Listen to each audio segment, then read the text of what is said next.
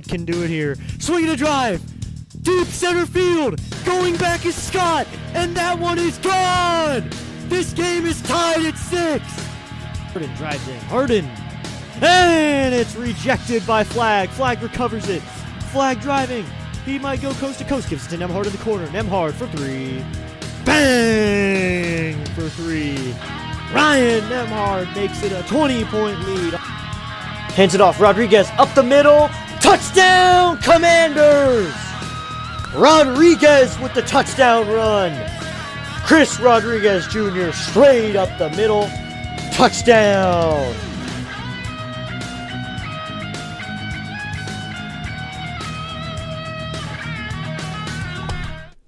Welcome in, everybody, to District Nation. Welcome in. Hope everyone is having a good Friday as we are getting ready to watch the Washington Nationals host the Milwaukee Brewers for the first game of a 3-game series. Welcome in, everybody.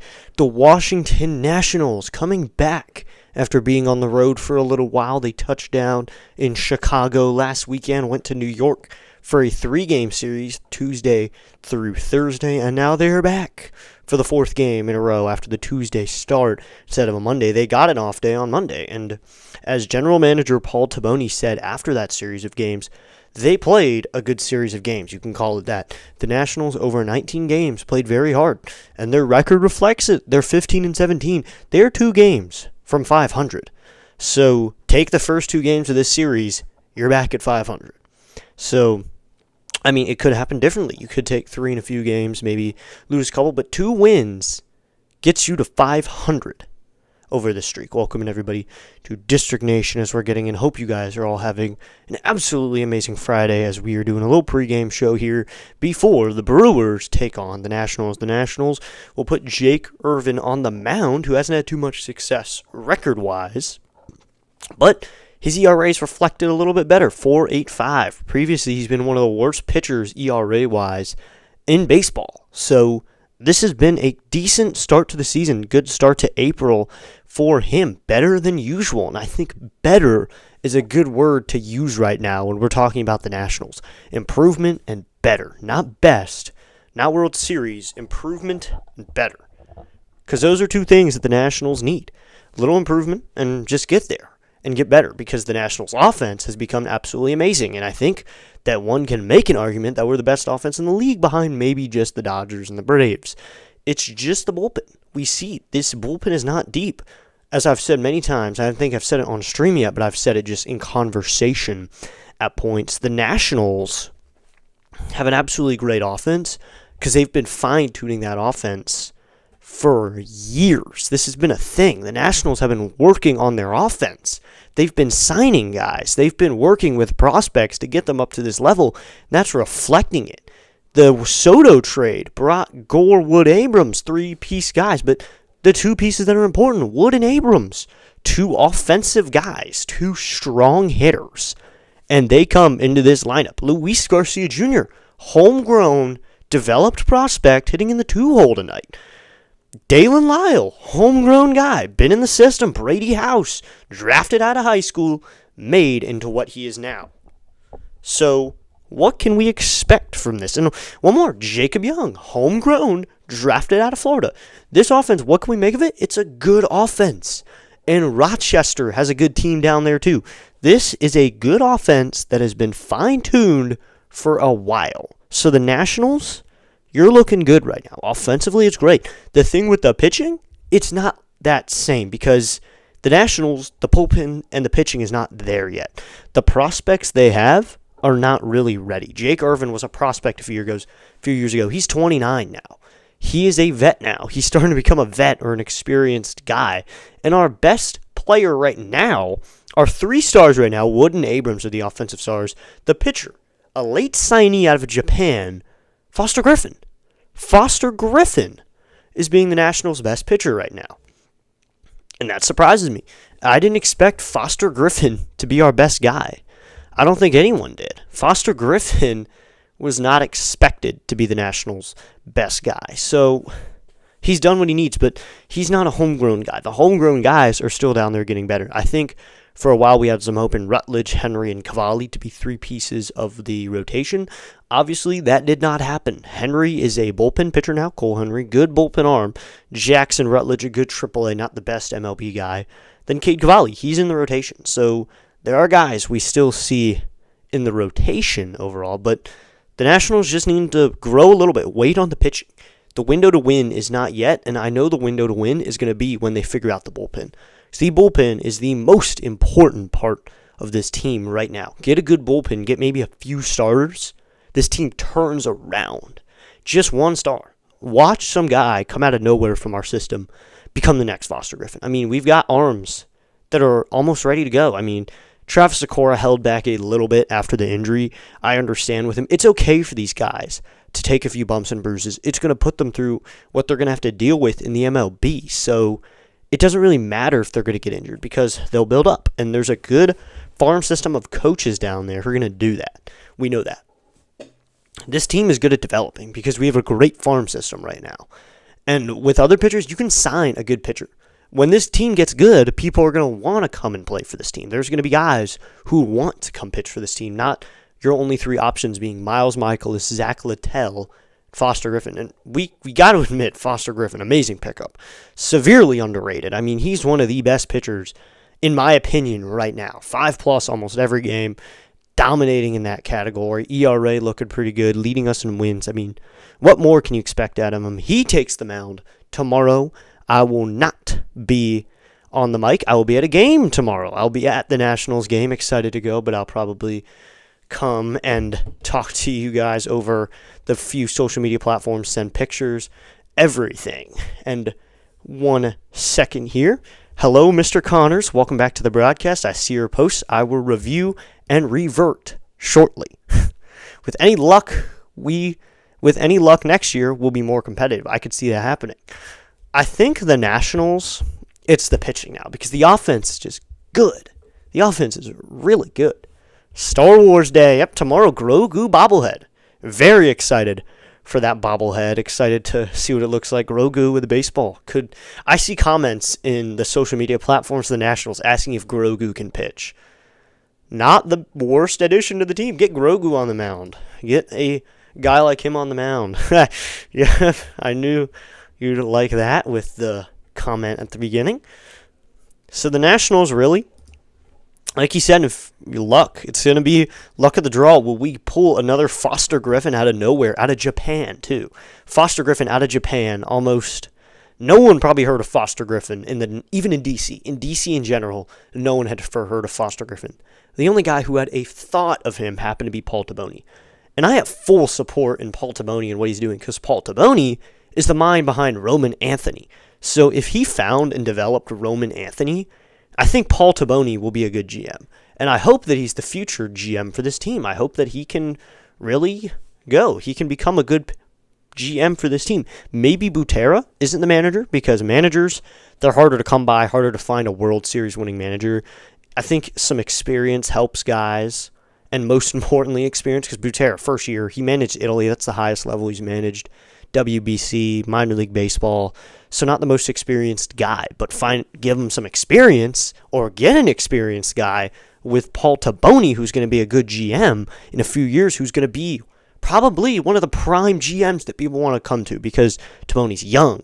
He's smart. He has a good degree. Ani Kalambi, too. Two smart guys who are going to be able to get players to come to this team. And I think just a little bit more of that. Those two guys work their magic. This team will find a pitcher to come in and pitch for them and be the Scherzer. Because remember, the Nationals were contenders for the postseason when they got him, but the Nats were not World Series winning team yet when Scherzer came over. If we can find a way to sneak into the postseason, people are going to want to come because there's players who want to play on a postseason team. They want to play over 162 games. That's one of the things most good players want to be on. There aren't many great players that want to play on the Nationals right now because the Nationals aren't contending. They're not winning. A closer wouldn't want to come here because he's not going to get as many options to close out wins. Currently, our closer, I'm happy about it. Clayton Beeter is down right now, so Gus Varland is our closer right now, and I'm happy with that. Gus Varland closing out games will be very good. Gus Varland finding save situations, get him experience, because I think Varland might stay.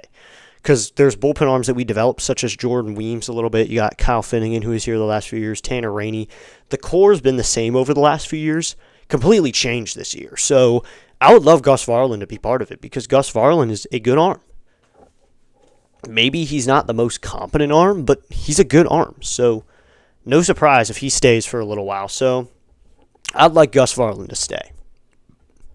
So we're now about 5 or 6 minutes away from first pitch, just a few more minutes until we start our starting lineups and the game getting underway. A thought here on the game, because we haven't really talked about the game at all. Got in on the GMs, pitchers, and such. Tonight, we will face Jacob Misiorowski. It seems like every team that is good and has been good this season, every team, even all 30, have their star. For the Brewers, it's not an offensive guy, it's Jacob Misiorowski. Jacob Misiorowski has been a top 5 pitcher in the MLB right now. Been absolutely amazing, and he will face off with, I'm going to say this as the Nationals, a good pitcher is going to face off with a really good offense tonight. Who will prevail? That is the question tonight. Will James Wood and the Nats? James Wood is our guy probably right now, but I think that Wood's our star, but he's going to face off with Misiorowski. Wood in the leadoff spot again tonight, so I'm excited to see that. Hard to see Win Again, Finnegan pitching for another team. Yeah, that was a good nickname for him. I called him Kyle, I forgot it was Kyle Blew It Again, because every time I sat down to watch a Finnegan game, it seemed like he blew it. Finnegan isn't even their closer over there in Detroit, I believe he's in now. He's not doing closing business, but he pitched into the playoffs a little bit. He pitched into that situation, so happy to see Finnegan in a good position now as a 7th inning, 8th inning guy, but a great closer, one of the best Nationals closers over the years. So, salute to Kyle Finnegan, or Win Again Finnegan, who I called Kyle Blow It Again. So now we're about 4 minutes away from first pitch, so I'm just going to go ahead and read off this starting lineup and batting order. We can talk about it a little bit as we go. Starting with the Milwaukee Brewers, leading off as center field is going to be Garrett Mitchell. Batting second at second base is going to be Bryce Turang.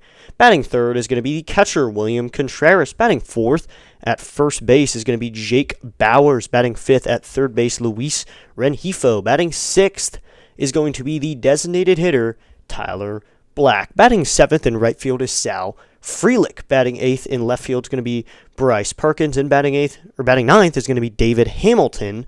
Hamilton, man, shortstop and on the mound for the Nationals is Jacob Misiorowski. He's 1-2 with a 3.31 ERA. And once again, that's Mitchell, Turang, Contreras, Bowers, Rengifo, Black, Frelick, Perkins, Hamilton, with Misiorowski on the mound for the Brewers. That's a fair nickname, too. Yeah, I made that one up. And he always blew it whenever we watched. I swear, whenever I sat down to watch a game and really sat down, focused in, even broke out the scorebook, there was always a blown save in the category for Finnegan. For Blake Butera's Washington Nationals, who are 15-17 and third in the NL East, leading off in right field is going to be James Wood. Batting second, the designated hitter, Luis Garcia Jr. Batting third at first base is Curtis Mead. Batting fourth at shortstop is C.J. Abrams. Batting fifth is going to be Dalen Lyle, Lyle Mann's left field. Batting sixth is going to be the third baseman, Brady House. Batting seventh at second base, getting a rare start at second, is going to be Jorbit Vivas. Batting eighth is the catcher, Drew Millis. And batting ninth is Jacob Young, man center field. And on the mound for your blue uniform wearing Washington Nationals tonight, it's going to be Jake Irvin. He's 1-3 with a 4.85 ERA in 2026. Once again for the Nats, it's Wood, Garcia, Mead, Abrams, Lyle, House, Vivas, Millis, and Young, with Irvin on the mound. The Brewers, 4th and 16-14 in the NL Central. Nationals 15-17. I think this is an even matchup tonight. And the Nationals were able to take them last time. They swept them on the road. The Nationals came into Milwaukee, swept them. So let's see that happen again. Coming on the road into dangerous territory. 7-3, 3-run, and 8-6 wins for the Nationals. What's your take on Nationals using the DH? I miss the pitchers hitting personally. I mean, it left in 2022, I believe we started using DH full-time. I miss pitchers hitting too. Watching pitchers hit was not only interesting because they're not good hitters, but sometimes the funniest part of the game. Those guys were not good hitters, but they were up there. You can tell they have a passion for the game, and it's obvious they hadn't hit competitively since high school. College, they already had the DH at that point. So when they got to the NL, they had to hit. It was funny. I enjoyed it. But at the same time, you get a ninth hitter now. You get Garcia in the lineup tonight with Vivas at second base. So I like the addition, but at the same time, it'd be funny to see Jake Irvin try to get up to the plate and swing the axe a little bit. And there was pitchers who had skill up to the plate. There was pitchers who people said, oh, he's hitting. You got to pitch to him. And I did look it up. Miles Michaelis has hit a home run before, surprisingly. Meatball has hit a meatball before.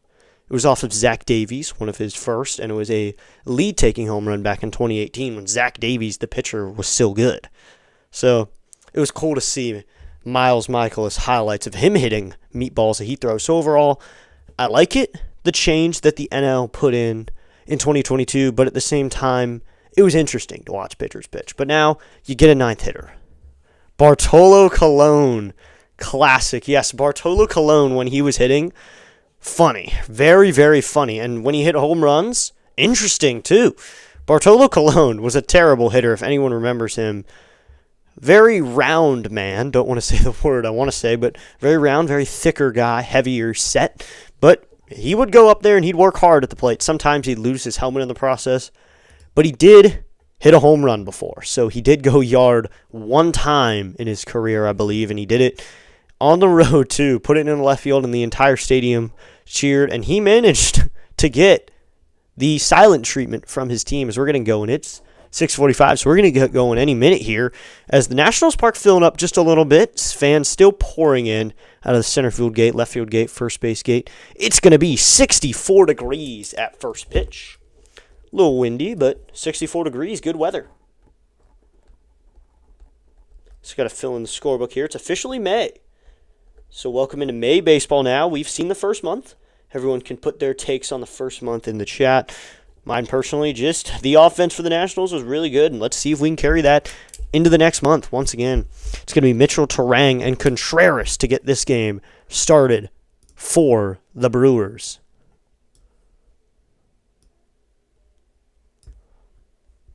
So far in the poll, 100% with James Wood as their favorite. I like James Wood as well, but personally, I think right now, one of my favorites is Foster Griffin, just as what he done as a pitcher, because it's so rare to get a good pitcher. There it is, 218. We came into the stream tonight at 217. We just gained 218. Thank you so much to that new subscriber. Jake Irvin taking the mound, 6 games with a 1-3 record, a 4.85 ERA, 29.2 innings worked, 11 walks, 34 strikeouts as he's going to take the mound, pitch for the Nationals tonight. Tonight, the Nationals will wear their alternate blue uniforms, dark blue, with red and white trim, and the Brewers will wear some baby blue alternate uniforms, blue, yellow trim, and maybe some white trim thrown in there as well. It's going to be Garrett Mitchell to lead it off for the Milwaukee Brewers tonight from the left side. 244 average with a home run. He has a little bit of a stance. Irvin will go into his wind. Here's the first pitch, and that is outside ball 1 with a fastball way out there at 91 miles an hour, and we are underway here on Friday night for some MLB baseball. Irvin steps back onto the rubber, looking for his sign as he goes into the wind. Here's the 1-0 pitch to Mitchell. Mitchell takes a fastball low and inside. It'll be a 2-0 count. Good frame job there by Millis, who's behind the plate tonight, but did not fool the umpire at all. Irvin back into the wind. Here is the 2-0 count to Mitchell, and Mitchell swings and drives this one to right. Wood is going to chase after. It's going to go off the wall. Mitchell around first, headed to second. Wood fires it in, and Garrett Mitchell's in with a double. So Garrett Mitchell is going to lead this game off with a 2-bagger to right field. That was absolutely smoked, but puts that one into right field over Wood's head. He looked casual as he went running over to it, but that's off the wall, and now there's a runner on second with no outs. Ross Whitley, I got under first innings. Come on, okay. 219 subscribers. Thank you to you for subscribing. Irvin sets. First pitch to Bryce Turang is low and inside with a sinker, and it's a 1-0 count. The under, Ronald Duffney says hi, what is up? Ronald, hope you're having a good night here as it's kind of the evening time, all right? Coming set is Irvin. Here's the 1-0. And Turang takes a curveball just low at 77. Will be a 2-0 count. Okay, double play right here. It's going to be hard to turn a double play with a runner on second. I could see it happening, but also it need to be a line drive. It's probably not going to be a ground ball. Irvin sets. Here's the 2-0. And Turang swings and fouls this one off, and it'll be a 2-1 count now. Thanks to everyone for tuning in tonight already. Already gained 2 subscribers here in the top of the first, and we got the poll answering, so be sure to pop yours down. Maybe if you don't have a favorite Nat, put your team and your favorite player. Mr. Connor says that would be a heck of a double play. Yeah, it'd need to be a good double play here. Here's the 2-1. Turang takes a sinker low and inside, ball 3. That need to be a line. If he's on second, realistically here, it has to be a hard line drive at either Vivas or Abrams, or realistically maybe to House and he gets it over there in time. Irvin sets. Here's the 3-1 to Turang. Turang swings and misses at a slow curveball in the zone, and that fills her up to 3-2. Getting a strikeout here would be nice because Christian Yelich is not in the lineup tonight, who's their heavy hitter probably, but he's getting up there in age, so he hasn't been starting every night. Turang probably being the second behind him, and then Contreras, who's on deck. Irvin sets. The 3-2 pitch. Here it comes. Turang swings and grounds this one to the first baseman, Meade. He's going to take it himself to the bag in time for out number 1. That sends Garrett Mitchell over to third here with 1 out now.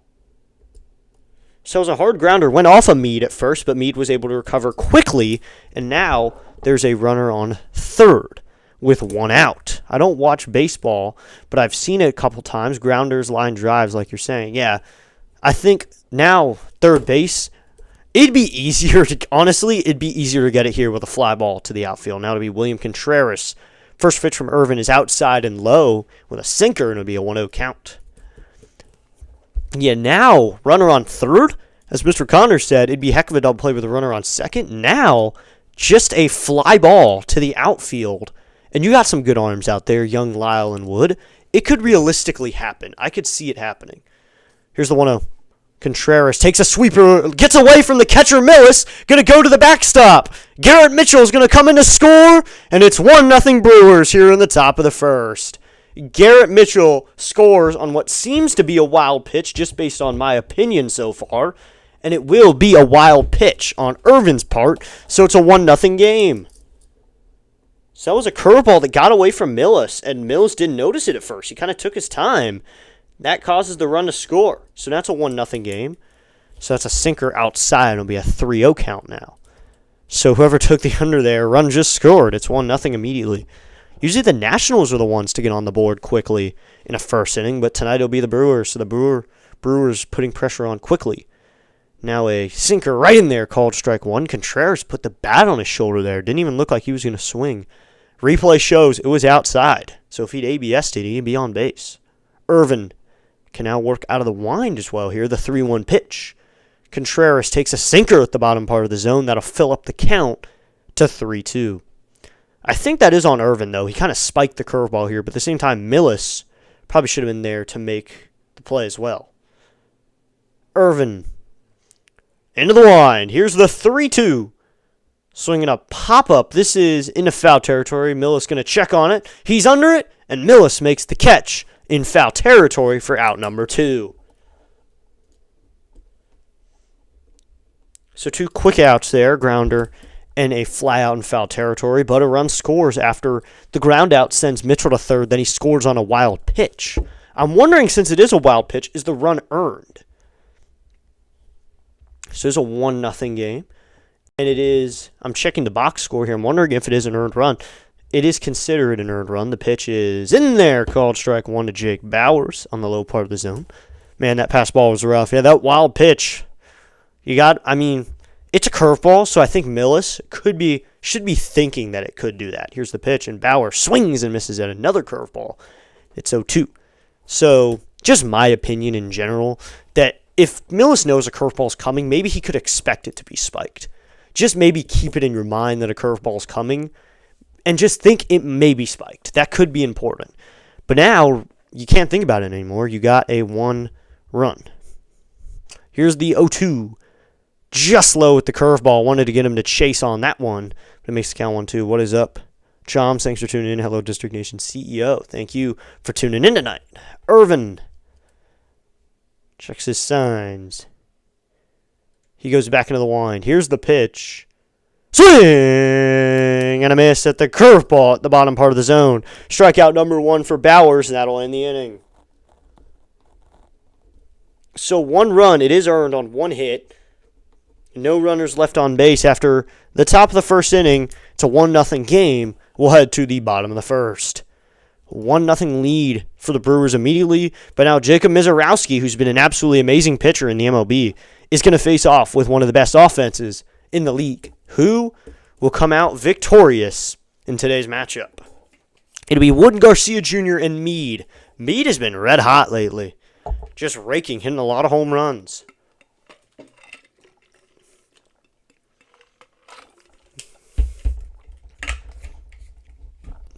Same time, Misiorowski's been able to limit the home runs. He's had a lot more strikeouts. So this weekend, just updating you on the stream schedule. We'll be live for this game tonight, and then Sunday, we'll be live for more baseball. Washington's playing the Oven Mitts. Okay, that's the Brewers' name. Okay, that's an interesting name. So it's going to be Wood, Garcia Jr., and Meade. Abrams is hitting in the 4-hole once again. The one thing that's changed, I noticed, Young is back in the 9-hole. Previously, he's been in the 5-hole. That one game, he was in the 3-hole. But tonight, he takes the 5-hole once again. House is demoted a little bit to the 6-hole. Maybe they're just trying to hit Misiorowski just with a few lefties. Pardon that there. Just had a loss of words there for a second. You're overpowering him. Wood, Garcia Jr., you got Abrams, you got Lyle. I think they moved House down just a little bit to just try to overpower him a little bit. Send lefties up to bat. See how that fares against him. So it'd be James Wood to lead it off, who, for J.R. Ritchie's first pitch in the MLB, James Wood hit a tank to right center field. I hope everyone's seen that online. He took a guy in his MLB debut yard in Nationals Park. J.R. Ritchie was debuting for the Braves, and Wood took him yard immediately. Misiorowski, 51 strikeouts so far. The pitch to Wood is low. Ball 1 with a 102-mile-an-hour fastball. It'll be a 1-0 count. Misiorowski is going to bring it velocity-wise. Misiorowski, come set. I think he's going to work out of the set position here. Here is the 1-0 to Wood. And Wood just check swings this cut by the third baseman, Rengifo, who was shifted on him anyway for out number 1. So that one just lined out straight to Rengifo, who is already over there. Misiorowski has been throwing the ball hard lately. His set fastball will sit 99 as a starter. That is unfathomable for me, that the fact that Misiorowski can do that. He's sitting 99 for 6 innings, possibly. Here's the pitch to Garcia. Garcia fouls this one back on 101 on the fastball. I think Wood was late on that, very late, and he just got sawed off completely and was only able to line it out to third baseman Rengifo, who was shifted towards a more of a shortstop position. Misiorowski sets. Here's the 0-1 to Garcia. Garcia with a sword swing there on a curveball low and inside. It's 0-2. Not a good swing at all, but sorted up. So we 0-2 now to Garcia Jr. Misiorowski sets. Here's the 0-2. Swing and a miss at 102 miles an hour with that fastball up in the zone. Strikeout number 1 for Misiorowski. High part of the zone gets Garcia swinging. Got amazing spin rate on there. Garcia lost his front hand on the swing. He swung around and his top hand stayed on the bat, but he lost his bottom hand. It's usually the opposite of that. And that gets him swinging. So now to be Curtis Meade, the first righty of the order, hitting in the 3-hole. Meade takes a fastball just outside at 102 miles an hour, and it'll be a 1-0 count. That is fast pitching right there. Wow. He throws hard. Meade hitting 222 on the year. He wears stirrup pants. Here's the 1-0. Meade takes a fastball high part of the zone at 102 once again. Wow. So that evens the count up back at 1-1. Misiorowski has something with him with this velocity. He doesn't even look too muscular. Here's the 1-1. Meade takes a curveball outside, and that'll make it a 2-1 count. Misiorowski is not even the tallest guy. Or even, he's more lanky. He's not as much of a big, strong guy. He's lanky. Looks more like a second baseman build. Sits 100 in this game so far. Here's the 2-1. High ball 3 with a fastball. That'll make it a 3-1. But at the same time, get a hold of a fastball, you're hitting a home run. That is the one downside to throwing hard most of the time and not having too much to complement it. But Mizorowski also has pitches to complement it. Here's the 3-1 coming. Ooh, that's in there, called strike 2. But me didn't like the call, said something to the umpire, and he takes a timeout. He does not challenge. Doesn't like the call from home plate umpire Valentine there. That fills up the count. He's a flamethrower so far today. Yes, he throwing some sort of fire out there right now. Sitting 102 with that fastball. Here comes the 3-2 pitch. Here's the 3-2.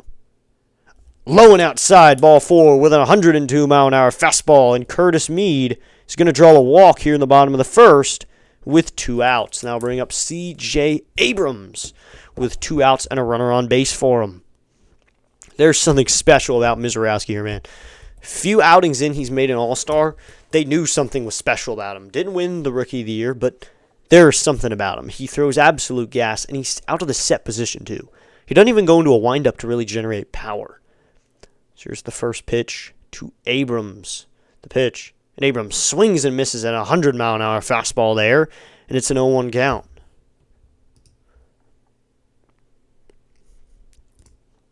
Abrams hitting .296, 8 home runs, 26 RBIs. We're already been red hot through the month of April. Now it's May. We'll see if these streaks continue. Mizorowski goes to the plate, and Abrams swings and drives it down the right field line, but that one is well foul. Curls all the way around. So he has an 0-2 count now. He was early on that pitch. I didn't expect him to be early on the pitch either way.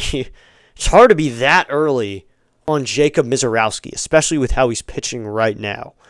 Mizorowski sets. Here's the 0-2. Abrams swings and grounds this one fouled on the first base line on a 98-mile-an-hour slider.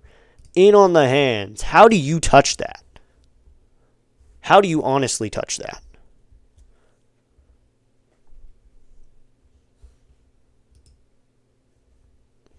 Mizorowski sets.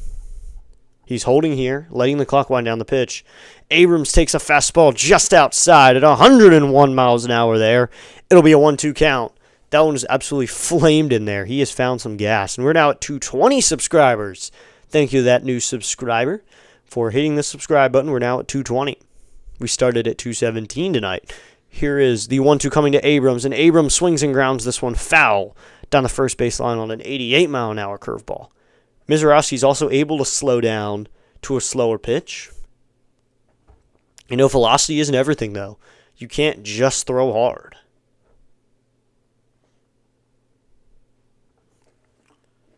Clock winding down. 2:10 now as Mizorowski sets. The 1-2. Swinging a foul back, and we'll do 1-2 again. Got a hold of that 102-mile-an-hour fastball. Just tipped it back a little bit. Mizorowski now at 17 pitches in the first. He was able to get Wood to line out early in the count, then worked an AB with Garcia. And now he has to work a 7-pitch AB now with Abrams. Maybe getting him to 20 through the first would be nice. Here's the 1-2 to Abrams, and Abrams swings and lines this one down the left field line, but foul on a 90-mile-an-hour slider, able to stay back on that one. So now to be the 8th pitch of the at-bat.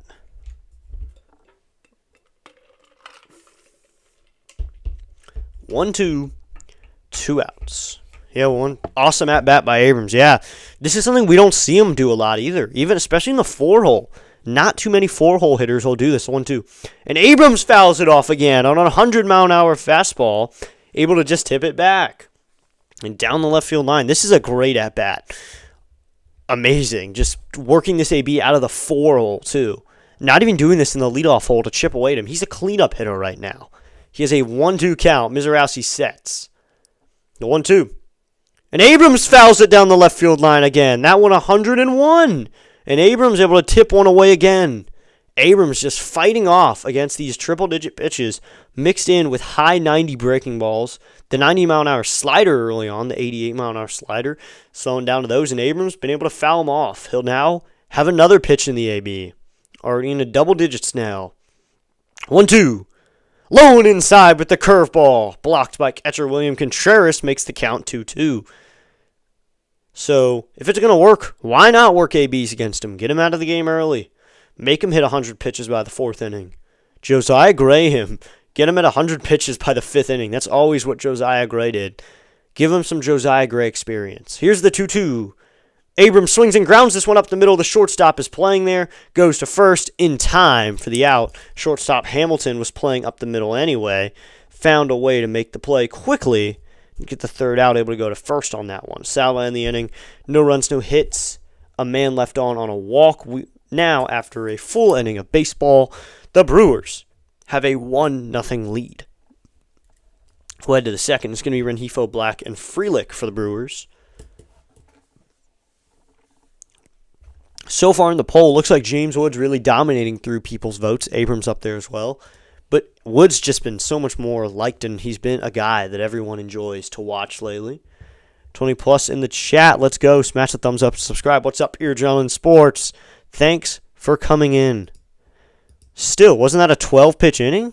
11? It was a 11-pitch AB and over 20 pitches in the inning. So Mizorowski, they chipped away at him a lot. They really got to him a little bit. Mizorowski threw 22 pitches, 15 strikes in the first inning. So, way to fight back. And thanks, Pierre Jones Sports, for tuning in. Over 20 in the chat. Let's go. Thank you so much to everyone who has tuned in already. Yeah, it was a good AB. Really, really good AB. So I got another shout-out to give here. Shout-out to another person I've recently given a shout-out to my Uncle Chris and Aunt Barb. Thanks for tuning in to this Nationals game tonight. Thank you for listening as the Nationals take on the Brewers. Second inning will come. It's going to be Luis Rengifo. Powerful hitter. He brings some pop. He had some pop coming in the Nationals time. He had some pop when the Nationals played him in Milwaukee, but he was on a stretch there. Now he's cooled off just a little bit. Obviously, Yelich isn't in the lineup tonight, but I could see Yelich, if he's not injured, getting a pinch hit opportunity. I'll check on that, if he's even on the roster. So he's not even listed on the bench, so I'm assuming Yelich is injured. Wow. Christian Yelich going to take an injury. That's interesting. Didn't expect him to be injured. Here's the first pitch to Rengifo. That's in there. Called strike one. It'll be an 0-1 count.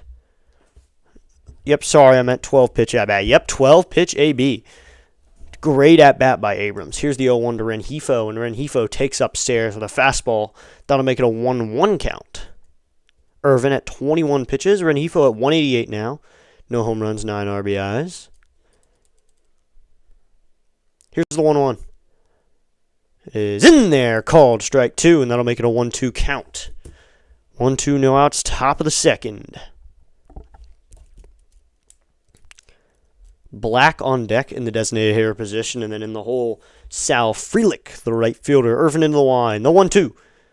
Inside and with the curveball.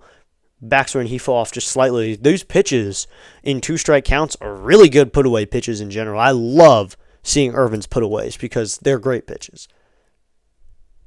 So it'll be a 2-2 here. Clock winding down. Irvin, clock at 2. He goes into the line. The 2-2 pitch. Low and outside with the curveball. That'll make it a 3-2 count. So it goes from 1-2, 3-2. Maybe not the best outcome when you had him on 2 strikes, but now you have an opportunity. Maybe just go fastball up. Fastball up might work. Here's the 3-2. Down low, ball 4, and Rengifo is going to draw the walk. So not the outcome he wanted there. A walk. So Irvin had 2 strikes on him and then gets a walk. So Rengifo finds his way on to first. Hopefully they can't do what they did last inning and maneuver a run. Now to bring up Tyler Black, 389, 6 RBIs, no home runs yet. The pitch is in there, called strike one, low part of the zone with fastball. All AI is saying Yelich is on the 10-day injured list, expected to be back by mid-May. Grade 2 abductor strain. Okay. I could see him back being mid-May. Usually, strains usually mean about a month. Trevor Williams, though, was an example in 2024 as Irvin sets. Here's the 0-1 pitch. Swing and a miss on a cutter, and it's 0-2. Williams had a strain like that, and he was out from about June to September. And he was on the 15-day that entire time. Never sniffed the 60-day, and he was out for 3-4 months. 10, 15 days is a myth. It's not 10 or 15 days. It's 10 or 15 weeks. The 0-2, check swing, just outside, ball 1. Check swing appealed down to Surewater, and it's no. So it will be a 1-2 count. Black hitting from the left side, facing Irvin, the righty. So Irvin sets. Here comes the 1-2 delivery. He goes, and that is upstairs, and Millis going to challenge. Oh, you've got to be kidding. Is he challenging? No, he's not. It'll be a 2-2 count. Thought he challenged that for a second, but he just pointed down to third. I did not want him to challenge that. That was high. So it'll be a 2-2 count. Irvin comes set. Clock down to 3, 2, 1. He has to go. Going to go over to first with a pickoff. Back in safely with a tag is Rengifo. So that's his first throw over. That was a good decision because if he had delivered, chances are he was going to get an a pitch clock violation. So he just went over to first. Good choice there.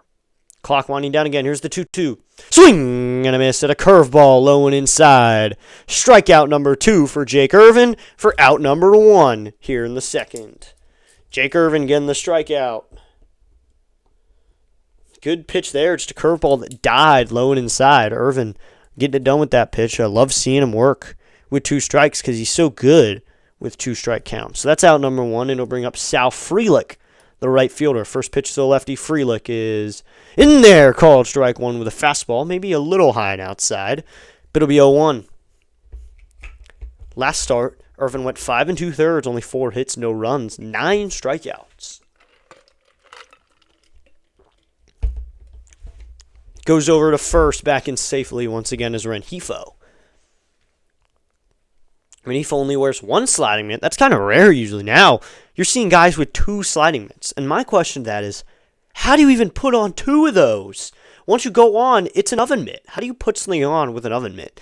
Here's the 0-1, and Frelick fouls it back, and it'll be 0-2. I don't get how you can put on 2 oven mitts because it covers your hand. So your hand is like this.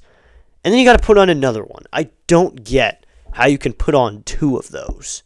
Maybe you hold it in your mouth, maybe? I think someone said to me you hold it in your mouth and then slip your hand in. But I don't know how you do that. The 0-2, and Frelick swings and grounds this one back to Irvin.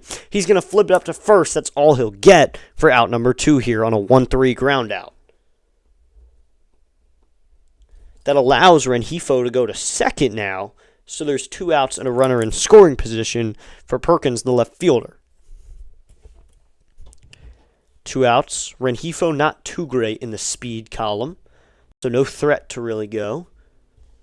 For Blake Perkins, 122 average, no home runs, 5 RBIs, so hasn't been the best hitter.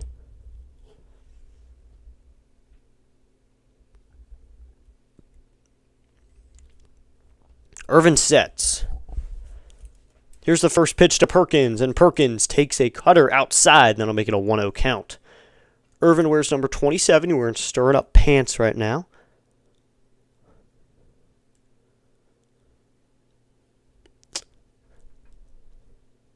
Here is the 1-0 count. In there, called strike 1 with a fastball on the low and inside point. Once you shimmy them both all the way on once, they're about halfway on your hands. Put your hands in the air like you just don't care. Maybe a good strategy. I'll try to put on 2 sliding mitts doing that. It'll be a 1-1 count here. The pitch is swung on and missed on a curveball, and it's a 1-2 count. Millis had to get out of his crouch there, get a look over second. Once you shimmy them both all the way on once, they're about halfway on your hands. Put your hands in the air like you just don't care. So you kind of slip them in and then just wave them and make them fall onto your hands. Get the speed so much they just kind of slip on their own. Kind of do that with shoes sometimes. Here's the pitch. Called strike 3 with a curveball low in the zone. Irvin puts him away looking at a curveball. That was low in the zone, but we'll take it. Millis with a good framing job there. Gets the called strike 3 here in the top of the second. So Irvin has strikeout number 3. No hits in the inning. 1 man left on after the walk. We will head to the bottom of the second. It is still Milwaukee 1, Nationals, nothing. The Nationals will have Lyle, House, and Vivas for the second inning. I could see Lyle getting hit off this guy. Lyle doesn't usually have trouble with speed as a hitter. He can really get around the fastball and take it far. And all you need is one run right now to get back in this game. It's a very different game than it could be right now. Anything can happen. This will be Lyle, House, and Vivas for the second. Thanks for tuning in, everybody, already. Be sure to hit that like button, hit that subscribe button if you're new here. Thanks for hanging out anyway, and be sure to put your poll answer in there. I got 3 players in there who I thought people would pick, and just 2 really, Abrams and then Abrams and Wood. So I didn't really think of anyone else that people would put. That's why I threw in Griffin, because I know we don't really have any good pitchers, and there might be pitchers in here that want to pick a pitcher. We're now at 7 likes. Be sure to hit that like button. We got plenty of people in the chat, so thanks to everyone who's tuning in for live play-by-play. Hopefully he'll be Take It to the House. That is a good name there. Take It to the House. Brady Take It House. Let's go House. He'll hit second in the order, and we're going to have Lyle lead it off in the bottom of the second inning. Mizorowski comes set. He holds the set position usually for a second or two, especially when runners are on. First pitch to Lyle, and he swings and misses at 100-mile-an-hour fastball there, and it'll be 0-1. You know what? The hard throwers, the long break in between innings can sometimes throw them off. So I'm wondering if Mizorowski will slow down and all after a decently long second inning. With an eventful inning, the 0-1, and Lyle takes a curveball inside and low, and that evens the count up at 1-1.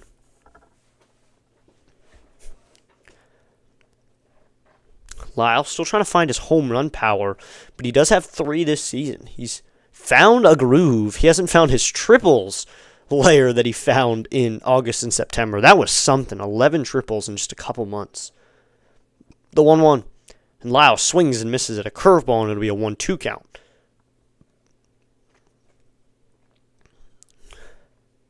Mizorowski checking his sign. He's chewing gum out there on the mound. Wonder what flavor. Maybe he's a double bubble regular flavor kind of guy. I could see him chewing that flavor and replacing it every inning too. Here's the 1-2 to Lyle. And Lyle swings and just fouls off that fastball, and it'll make it 1-2 again. Yeah, I wonder what gum Mizorowski's into. There's a lot of guys. I know a few people who just leave it in, but then there's people who say, okay, it doesn't have any flavor anymore. I'm going to get a new one. That's a waste. You got to chew the same piece. Kind of fidget with it. And I'm assuming Mizorowski's the type of pitcher to throw in a new piece every so often. The 1-2 to Lyle. Swing and a miss at 100-mile-an-hour fastball just outside of the zone. Lyle goes down with a bad swing here to start bottom 2. So now to be Brady, take it to the house.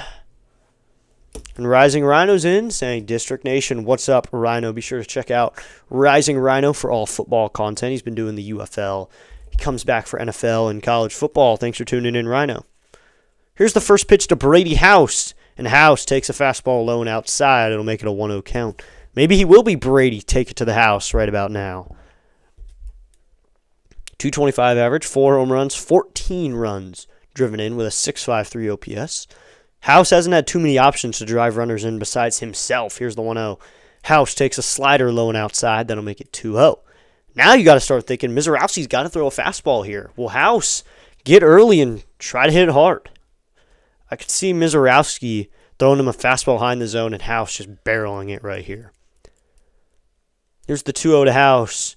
House takes a fastball outside and high at 100 miles an hour, and that'll make the count 3-0. So now House should have the take signal.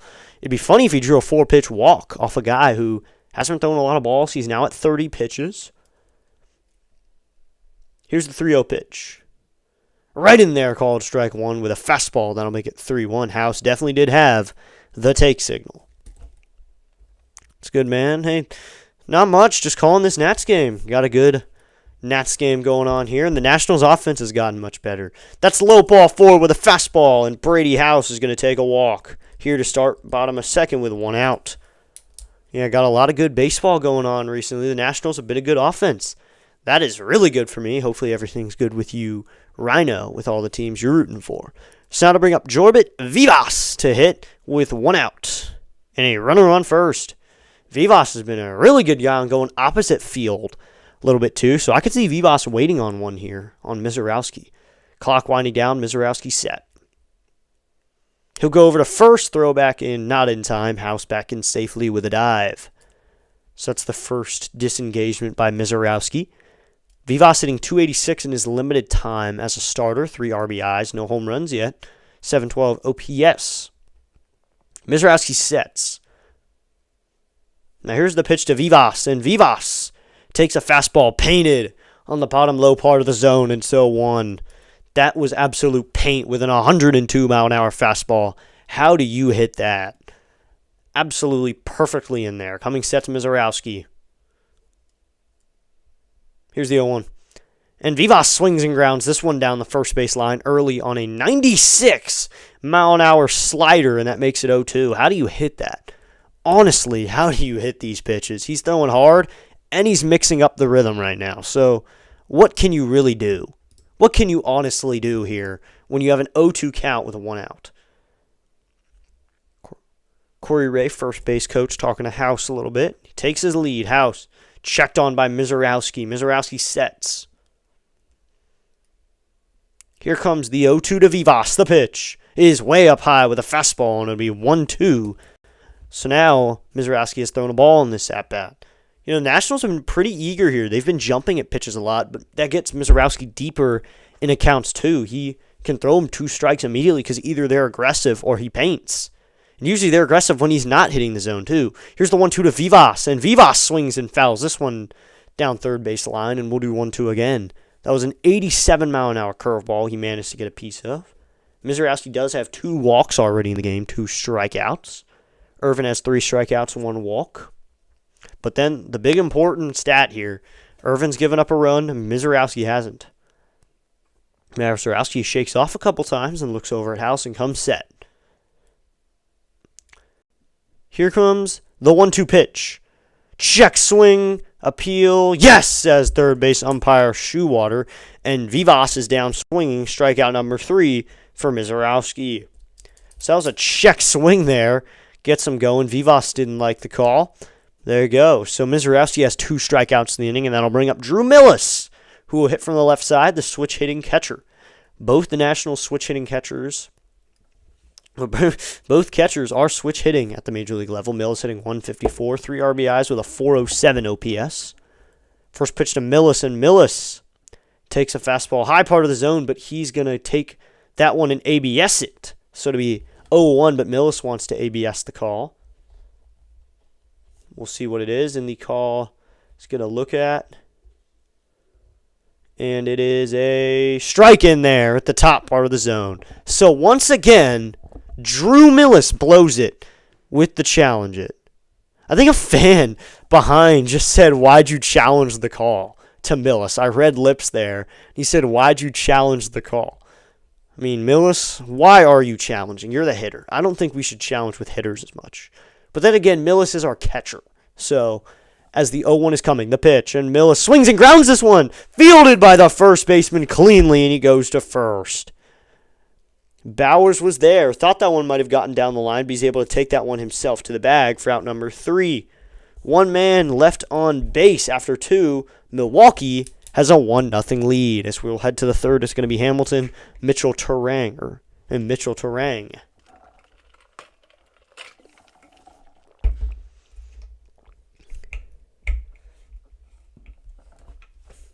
So Irvin will go back for a 3rd inning of work. Hopefully Mitchell doesn't get hit off him, neither does Turang. Hope everyone enjoys tonight's broadcast. We'll be back on Sunday.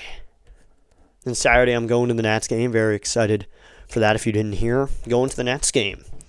I'm local to the area, so can go to a few Nats games every so often. Enjoy going. Nats games are awesome. Nationals Park. Maybe the rankings don't say it. They're the best ballpark. I don't care what rankings say or what food vendors say or anything. Nationals Park is my ballpark, so it is my favorite, and I believe it's the best one. Nationals, hopefully they can get this offense going. Let it pour into the entire weekend. The best part of a good weekend series, you got to get it going Friday. Getting it going Friday is the best thing you can do. Pitching-wise, same thing. Get a guy going quickly into 5 innings, and you can set it up for Foster Griffin tomorrow to get going as well.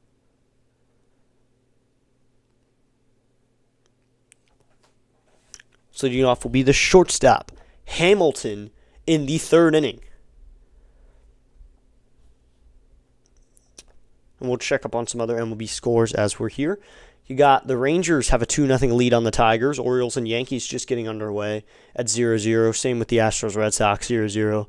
Same with Giants and Rays. Phillies, Marlins just getting underway. And then the Reds and the Pirates are in a delay. Blue Jays, Twins getting going at 8:10. 8:15, Dodgers, Cardinals. Braves and Rockies at 8:40. At 9:38, the Mets will visit the Angels. The Guardians, Athletics get going at 9:40. And the White Sox and the Padres at 9:40. First pitch is in there, called strike 1 with a 91-mile-an-hour fastball to Hamilton. At 9:45, Royals and Mariners get underway. Those are all the games. Andres Woodward's in. What's up? He says, come on, Nats. Thanks for tuning in, Andres. Here's the 0-1. And this one is low and inside with the cutter, and that'll make even the count up at 1-1. Thanks for tuning in, Andres. You got to put your favorite player in the poll. We got someone voting Foster Griffin. Yes, here's the 1-1, and that is grounded, fouled on the first base line. It'll be a 1-2 count. Barreled up there by Mitchell, but can't really do much with it. He just was early. Irvin's pitching well. Yeah, Irvin doing what he can. Into the 3rd inning, 3 strikeouts, only 1 hit given up. He only has 1 run given up, too. So he's keeping the Nats in it who can't get going offensively. The 1-2, low and inside with the curveball. And that curveball has been working on 2 strikes. Either they swing or sometimes he's been able to locate it for a strike. So it's not like his arsenal is useless. He's got a few good pitches, and I like that he's using the fastball and the curveball primarily. Irvin, time called by the hitter Mitchell. He'll take a timeout real quickly.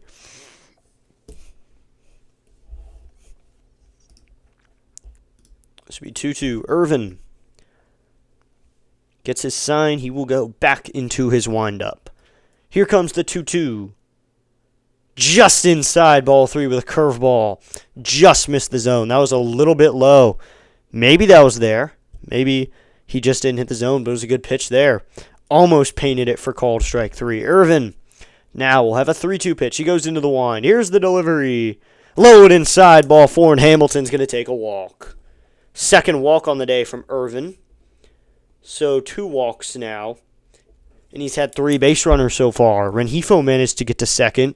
Mitchell now, who hits now. Garrett Mitchell had that leadoff double. And he managed to score, but Rengifo walked and got to second. That was all he was able to get to. So maybe the Nationals can hold Hamilton to maybe just 1 bag today. Irvin sets. Here's the pitch to Mitchell. In there, called strike 1 to Garrett Mitchell with a fastball. He's 1 for 1 on the day with a double, as previously mentioned. 253 average, a home run, and 20 RBIs. He's been driving in runs. As a lefty, he did get the leadoff slot tonight, though, to face Irvin, the righty. Irvin sets. Here's the 0-1. Swinging a ground ball down the first base line and foul, so now to be 0-2. Ballgirl will go chase after that one and give it to a fan. So now it'll be an 0-2 count now on Mitchell. Get him early. Getting him early is probably the best thing you can do. Irvin comes set.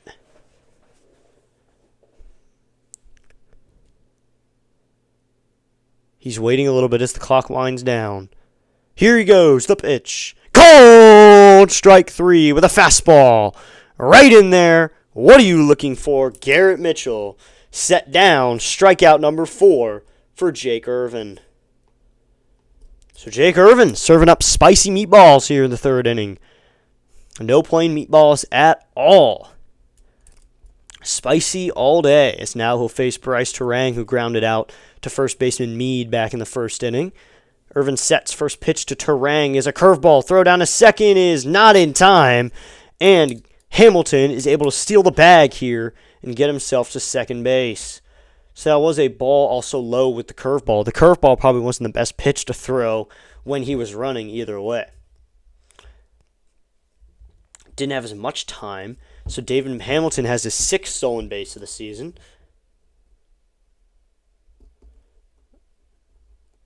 So now runner's in scoring position. Irvin, the 1-0, is outside with a sinker. That'll make it a 2-0 count. 2-0, 1 out. Here in the top of the third, 288 average for Turang. 4 home runs. He's been pretty good. He was on Team USA as well. Irvin will spin around, go to second, back in safely without a dive even, as Hamilton just got back to second by just stepping back to the bag. It's to be a 2-0 count now.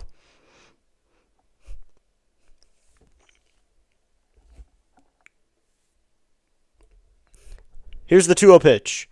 Is outside with a curveball. It's going to be 3-0. When you say spicy meatballs, is here with an outrageous fake Italian accent.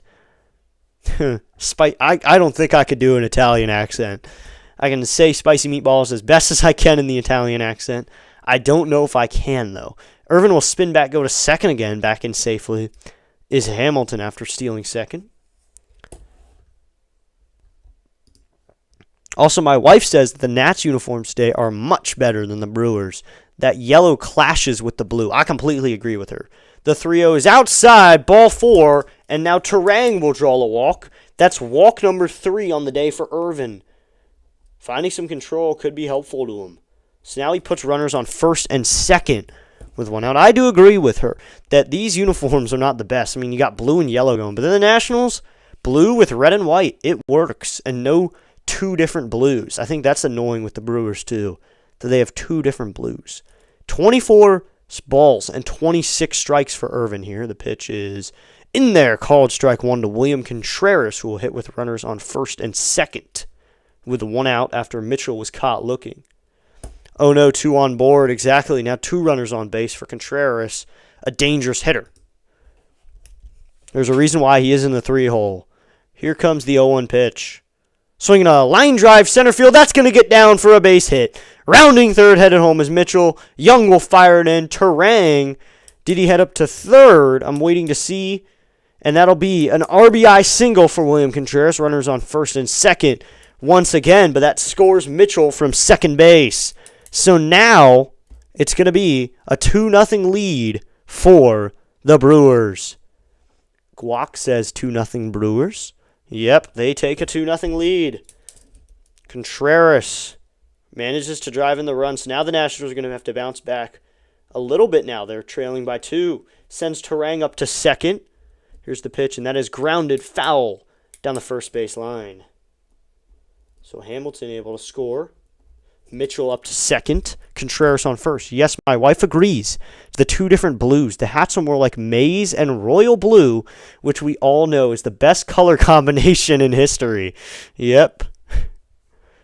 Don't think it is. Here's the 0-1. Is outside, and that evens up the count. They're in the yellow, too, with the yellow helmet, yellow batting gloves, but in the blue uniform. I don't think a light blue and a light yellow really work. A hot yellow and then a light blue. I'd want a darker blue to go with that shady yellow. As now, here comes the 1-1 pitch. Low and inside, and it'll be a 2-1 count to Bowers now. And Bowers struck out back in the first.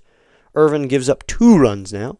I think the Nationals, I like the red, white, and blue combo here, with the blue being the main color. Then the red brimmed hat. I think it works. So it'll be a 2-1 count here from Irvin. Here comes the pitch. Swinging a ground ball foul down the first base line on a curveball. So it'll be a 2-2 count. Once again, Mizorowski is going to have a long wait to go back out to the mound, though. He's had to sit tight past couple times he's went out to the mound. Irvin will now come set. He checks on a runner. He delivers. Swinging a fly ball down the left field line, and foul. We'll do 2-2 again. So 2-2, 1 out.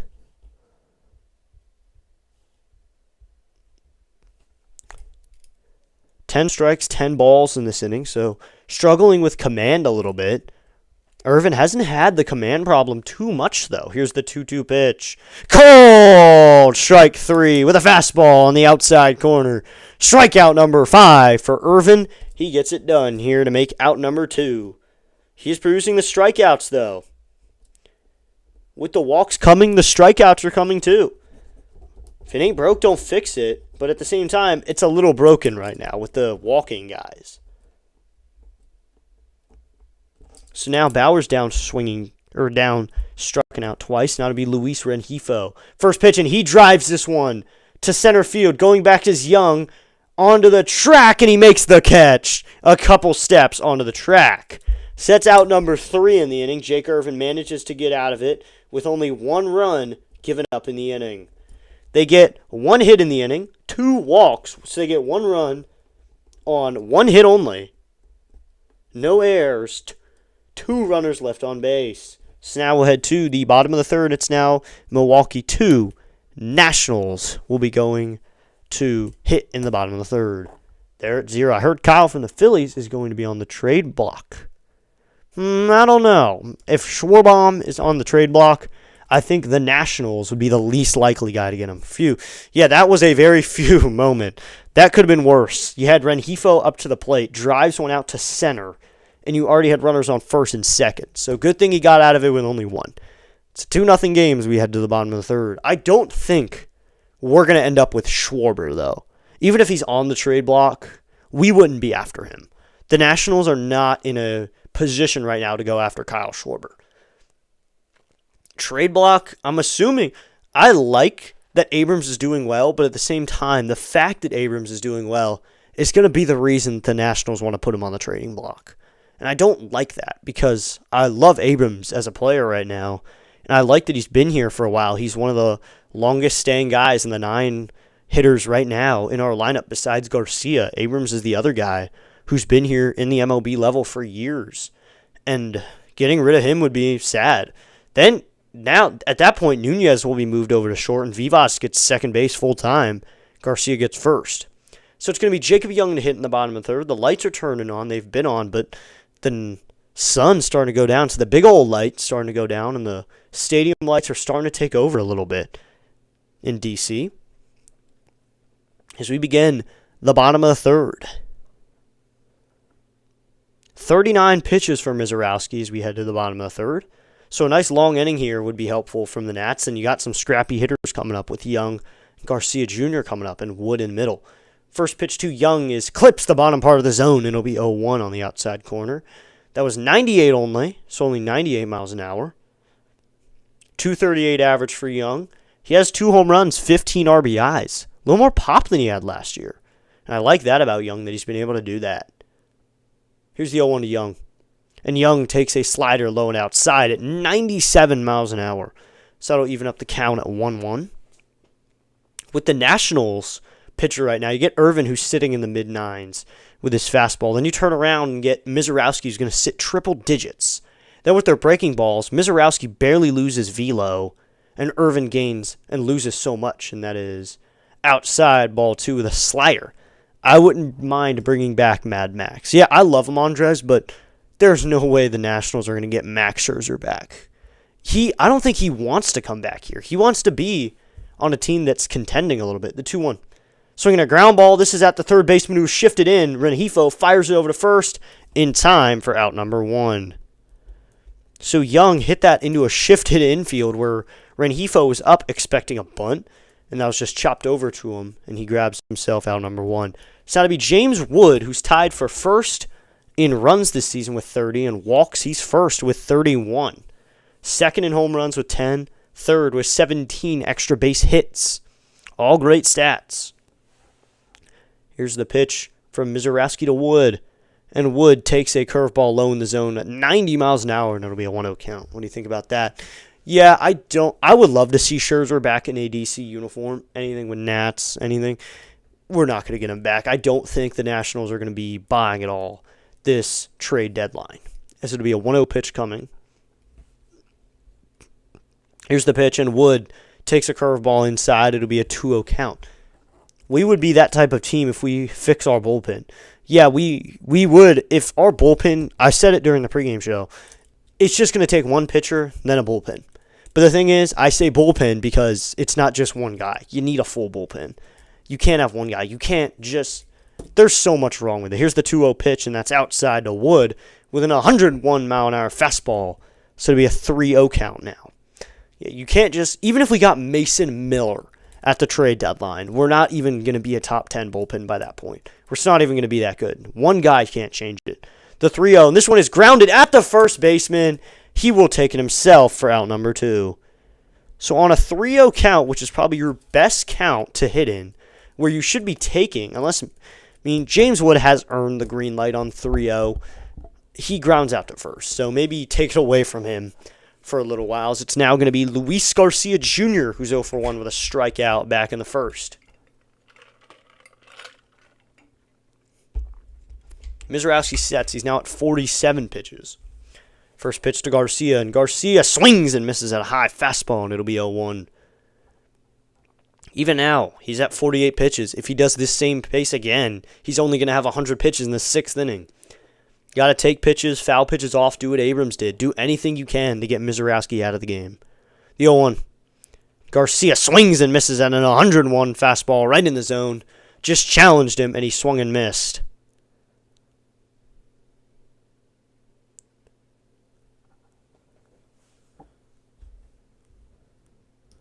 Scherzer is no dummy. He's going to play that making back for 1 year for a contender strategy for as long as he can. That makes so much sense. The 0-2, and it was a ball, but William Contreras immediately challenges it.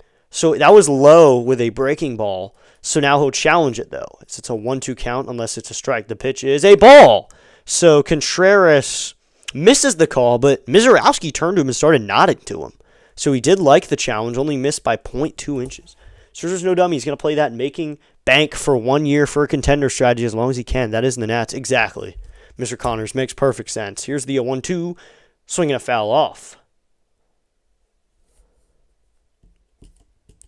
So now it'll be a 1-2 again. First timer here. Hey, I like your style. You're good. I rarely think people are good. You're good. Keep it up. Thank you, Mr. Paul. Thanks for tuning in. And thanks for those kind words, and thanks for tuning in and subscribing, getting us to 221 subscribers. Thank you for helping me out there. The 1-2. Garcia takes just outside with a fastball, and it'll be a 2-2 count. Mizorowski was walking off the mound there like he had painted it, but he didn't there. So that'll make the count 2-2 again. Yeah, Scherzer is going to play for these contenders for as long as he can, where he contends and helps him out in 5 games a season. It works for him. Here's the pitch. And way high with a slider, or as Harry Doyle would say, just a bit outside. He tried the corner and missed. Ball 4. Ball 8. So that one was way high with the slider. Looked like it slipped out of his hands. It's now at 9 likes on the stream, thanks to all the likers so far. So it'll be a 3-2 count here. Swinging a fly ball down the left field line, but foul, and we'll be able to do 3-2 again.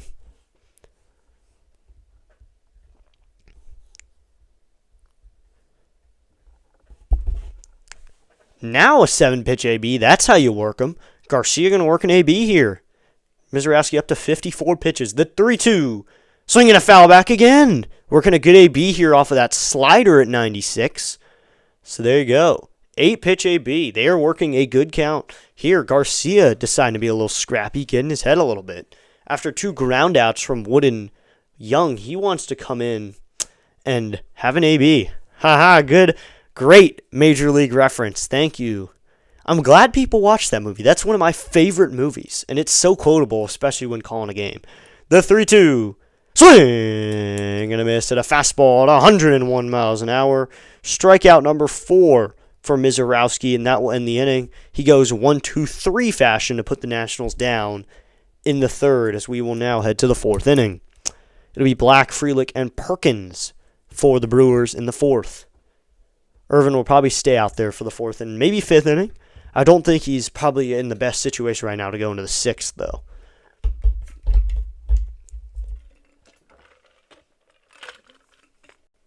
Yeah, it's good that people still watch Major League, or people still know about it. Got so many good Harry Doyle quotes. You can say even got quotes from Ricky Vaughn, Jake Taylor, Roger Dorn, like hats for bat. Use that one a lot, too. Hats for bat. From Pedro Serrano. And I do have Ricky Vaughn's Major League uniform. I have the Cleveland Indians uniform, the home uniform with Vaughn on the back. I'm thinking maybe if the Guardians ever come to DC, I'd wear that. But at the same time, then I'm rooting for the Guardians, basically. We should call Mad Mac's agent this offseason and say, we promise to fix our bullpen in order to sign Scherzer. I don't know. I'm wondering who is Scherzer's agent, because if it's Boris, Boris is not falling for that. I don't think Boris would fall for that. So here we go. We'll check on Max Scherzer agent. Because if it's Boris, Boris is not having any of his clients sign with the Nats, except for Cruz. His agent is Boris, so there is no way that he is ever sniffing Nationals baseball ever again. Scott Boris is. No joke, I've walked past Mr. Baseball in Milwaukee before he passed away. Rest in peace. Yeah, rest in peace, Bob Uecker. One of my favorites. Bob Uecker made that movie amazing for me. Oh, wow, that's awesome, wearing that to Star Wars Day. I don't know. I'm still deciding on what my jersey will be for that game. Still deciding as we'll head to the 4th inning. Maybe I wear that. Maybe I wear Nats jersey. And this is my favorite right now because it's probably the uniform that best fits me currently. But I don't know if I could get it washed in a night. Sun's still starting to set. It's Nationals Park getting a little darker. I love when the game gets dark and we're calling it in the dark with the lights fueling the ballpark. Because then you get the light show with a home run. So we got something going on. Meade needed a glove. I think he needed a new glove. I'm not sure if you only do Nats broadcasts, but if not, think about doing some others, my friend. I do a lot of Nationals broadcasts, and I do other teams. Irvin's still throwing a little bit. I think Meade needed a new glove. That's why we had that little bit of a delay. Yeah, thank you. Thank you for saying those kind words. I would love to do more teams. I like to do the Nats primarily as Irvin goes in the line. First pitch to Tyler Black is in there with a cutter, and it's an 0-1 count. Black at 368. He has not been the everyday guy, and he is a DH, so he's not going to be an everyday guy in general. I do a lot of MLB teams here. I did a Tigers game this season as well as a minor league game, but I primarily do the Nats. Here's the 0-1. And that is just upstairs with a fastball. It'll be a 1-1 count. If you ever do want to, though, especially towards the end of spring, maybe into summer, if you have a game I'd like to call, you can put it into a poll or some sort. Here's the 1-1 pitch.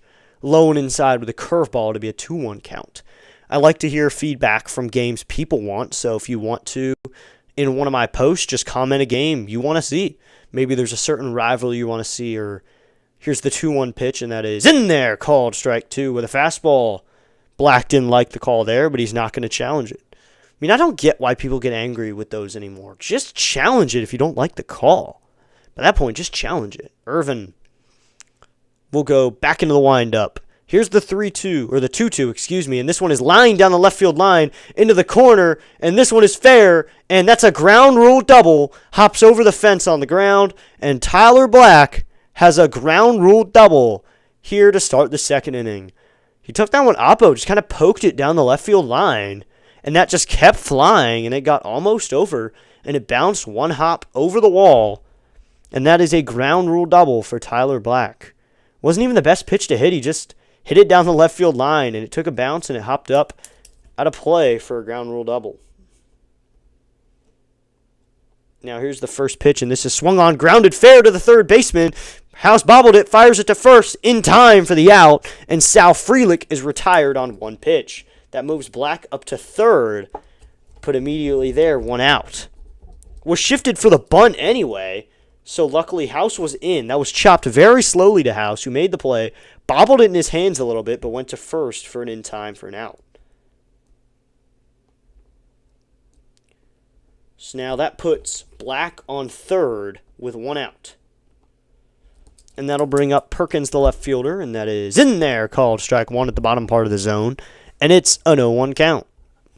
Blake Perkins hitting 119 with 5 RBIs. It is May, so averages will look messed up until about July or June.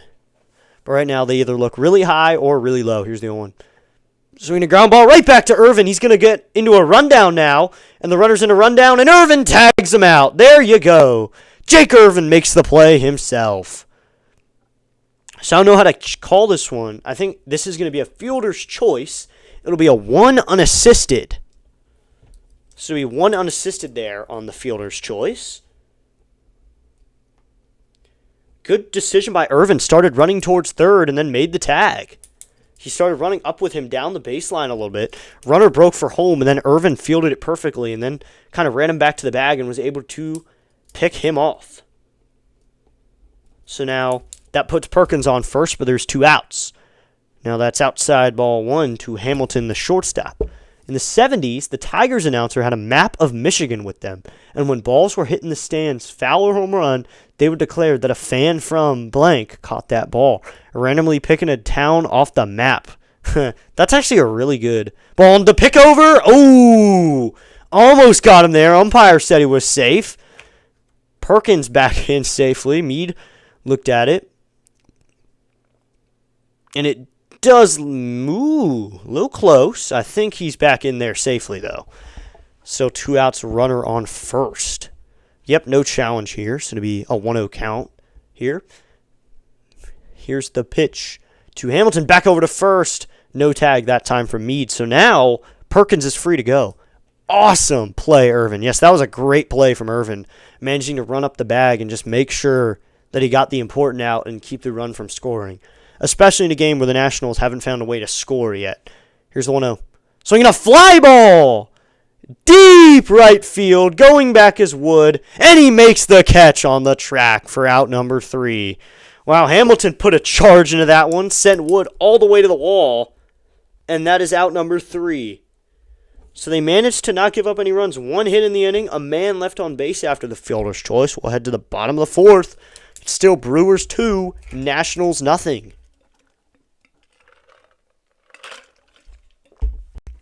Wow. The thing about Wood in the outfield is when he went out to right, I thought it was gone with the way he was running. He was jogging out there. His strides are so long. A jog for him is my full sprint winding me with help from from someone. Wood glided to the ball, stood under it, and was able to make the catch. So impressive from him. Absolutely amazing play. So now for the 4th, it's going to be Meade, Abrams, Lyle. Sent up a righty and 2 lefties to face Mizorowski, who did have to wait a little bit, but it's probably usual for him to wait that amount of time. Thanks for tuning in, everybody, as I'll check up on some stream stats real quickly. If they'll come up, or I can just check, but I'd like to see some stats. I like seeing the view count, but thank you to everybody who has hit that like button already and people who are in the chat. Either if you're silent or you're just hanging out.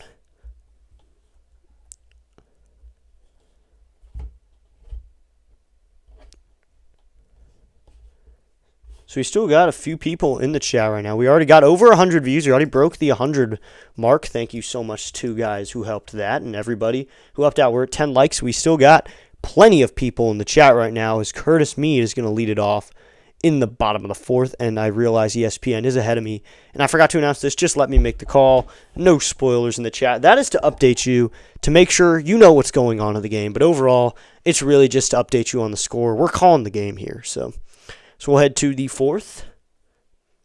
His first pitch to Meade is outside ball 1 to Curtis Meade. Mizorowski sitting 100. Now he's down to 100. He sat 102 the first. Maybe he's fallen a couple miles an hour down to only 100, but that's still incredibly fast. Here's the 1-0 pitch to Meade, and Meade takes upstairs with a fastball, and it'll be a 2-0 count. So I looked up the rules for Star Wars Day at Nationals Park, and it says kids over 12 cannot wear a mask. That for the thing, and that is check swing. Yes, he did.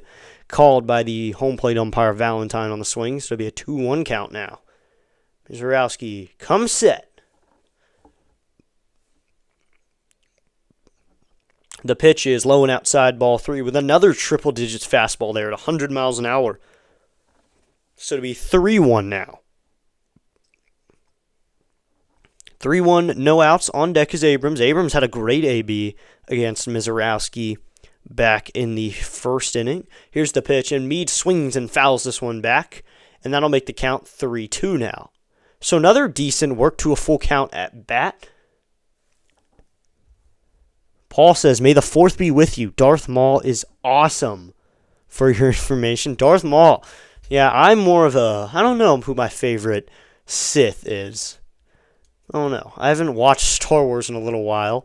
I like the in-between 3 and 4. So here's the pitch, and Meade fouls this one back again. So good AB here from Curtis Meade, working hard. But all the pitches he's seen, all his fastballs that Mizorowski has thrown have been over 100 so far. He's throwing them all over the plate, too. That's honestly crazy that most of his fastballs here are over 100. The 3-2. Swinging a fly ball out to center, coming in as a center fielder, Mitchell, and he will make the catch for out number 1 here in the bottom of the 4th. Out number 1, so we go. So to be C.J. Abrams did now. That episode on Disney, OMG, yeah. That show was pretty good. Just came out, promise, sir. Yep. That's a good show. I haven't seen it yet. So now Mizorowski will face Abrams. First pitch to Abrams. He swings and misses on a low and inside slider. Probably should have been swinging at that. That was not a strike, but he has hit that pitch for a home run before. So I understand why he wanted to hack. So be 0-1, 1 out. Abrams hitting .294, 8 home runs, 26 RBIs. Mizorowski sets. Here's the 0-1. And Abrams swings and drives this one to right field. And it's going to be made the play, though, towards the corner for out number 2. The play made by Frelick. Thought Abrams got more of that one, but it's out number 2. Thought that one was a home run for a second, but it was. I love the small characters like Admiral Akbar, an ice cream machine guy. Yeah, smaller characters are always fun. So now it'll be Dalen Lyle, who's 0 for 1 with a strikeout. Mizorowski sets. First pitch to Lyle. Lyle swings and misses on an outside fastball. Thing with Lyle is these swings he's taking right now, he looks like he's trying to pull the outside pitch. So that you shouldn't try to pull the outside pitch, but it seems like he is. He's trying to get early on it. Maybe he should sit back. It's hard to sit back on triple digits, though. The 0-1, and he swings and misses through an 101-mile-an-hour fastball. That'll make it 0-2. 95 rating on Rotten Tomatoes last I checked. Oh, wow. So that is a really high-rated TV show. Doomsday trailer leaked. Hey, how you doing? Hope you're having a good night. So it'll be an 0-2 count. Here's the pitch. Swinging a foul back, and we'll do 0-2 again. I love how everything in here, by this point, we're barely talking about baseball because I talked about the Star Wars mask in the Star Wars mask. Looks like it hasn't leaked yet. I would have checked, believe me. Here's the 0-2. And Lau swings and lines this one right at the first baseman. Bowers makes a great play for out number 3 on a hard hit ball from Lyle, and that'll end the inning. Mizorowski with his second 1-2-3 inning. And we'll head to the 5th. It is still the Brewers 2, Nationals nothing. What do people feel about the theory that Jar Jar Binks in episode 1 was originally conceived as a hidden Sith Lord? I believe that theory is completely true. If you watch the prequel trilogy, it's completely true. Jar Jar is connected to every bad thing that happened. He spoke on behalf of Palpatine, so that is the biggest thing. You could have admitted he was a spy, or he was the guy behind it all. And they said that it's always 2. There was a time when Palpatine was alone in 2 and 3. Maybe Jar Jar was the guy that was doing the work with Palpatine during episode 2 and episode 3. And by the time episode 3 came around, he wasn't a Sith anymore. He just kind of quit. The Nationals still paying for Anthony. Do you mean Rendon? I don't think we're paying for Rendon anymore, but man, he had a huge contract. There's a lot of guys who are just randomly on our payroll, though. Game on the line. Are you taking prime Tanner Rourke or Josiah Gray that one time at the Zimmerman Hall of Fame day? Ooh, that's a good question because Gray went off that game, but Tanner Rourke in his prime was nasty. So I don't know. So that's an interesting question because Josiah Gray was really good in that game. When Zimmerman's retirement ceremony, he had something special going on that day. Throwing good stuff in there. They couldn't hit it. He might have given up a couple runs, but he was throwing nasty pitches in there. Wow, never heard of that one. Yeah, with that theory. It's an interesting theory, but with that one, I'm probably taking the Josiah Gray because Josiah Gray was amazing that game. So it's going to be the top of the lineup for the Brewers here in the 5th inning. Mitchell Turang and Contreras. First pitch is just outside, ball 1. Some clouds are creaking over Nationals Park right now, but the sun setting, and we've got a nice little evening sky now. So that was a strike. It's in there 0-1. I thought it was a ball for a second. Here's the 0-1. Just inside with the cutter, and that evens the count at 1-1. You have to give up a run. 2024 Corbin or 2023 Austin Voth. 2023 Voth, because Voth, there was games where here's the 1-1.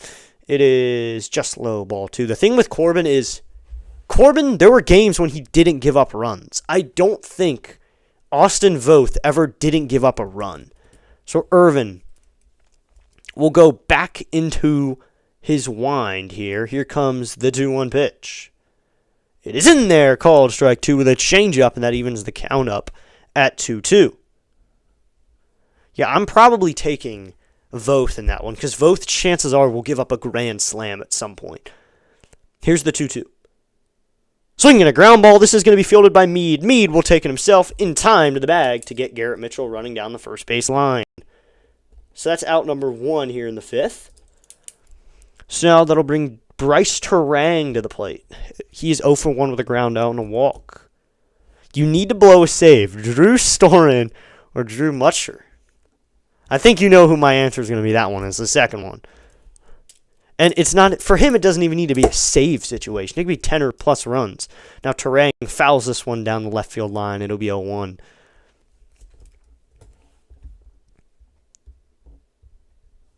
This will be 0-1, 1 out. Turang, consistently a good hitter. As once again, he played for Team USA, was a competent player on that roster. Wasn't the starter, I believe, in the 0-1. It swung on and missed on a curveball, and it'll be 0-2. I think Henderson started over him in the DR game where we played Dominican. They just wanted Gunnar starting because he raked against the starter. His name just slipped from my mind. This would be 0-2. Luis Severino. He was very good against him, the 0-2. Swinging a ground ball. This is at the second base. That's going to get through the hole into right field for a base hit. Vivas now to lay out, and Wood bobbles it for a second. Gets away from his glove, but it's only a single. That almost was trouble there. Wood was going to field it casually, and it snuck past him. It had practically stopped moving by that point, and it almost got past him. So 1 out and a runner on first now in Bryce Turang with a base hit. Managed to sneak through a hit there.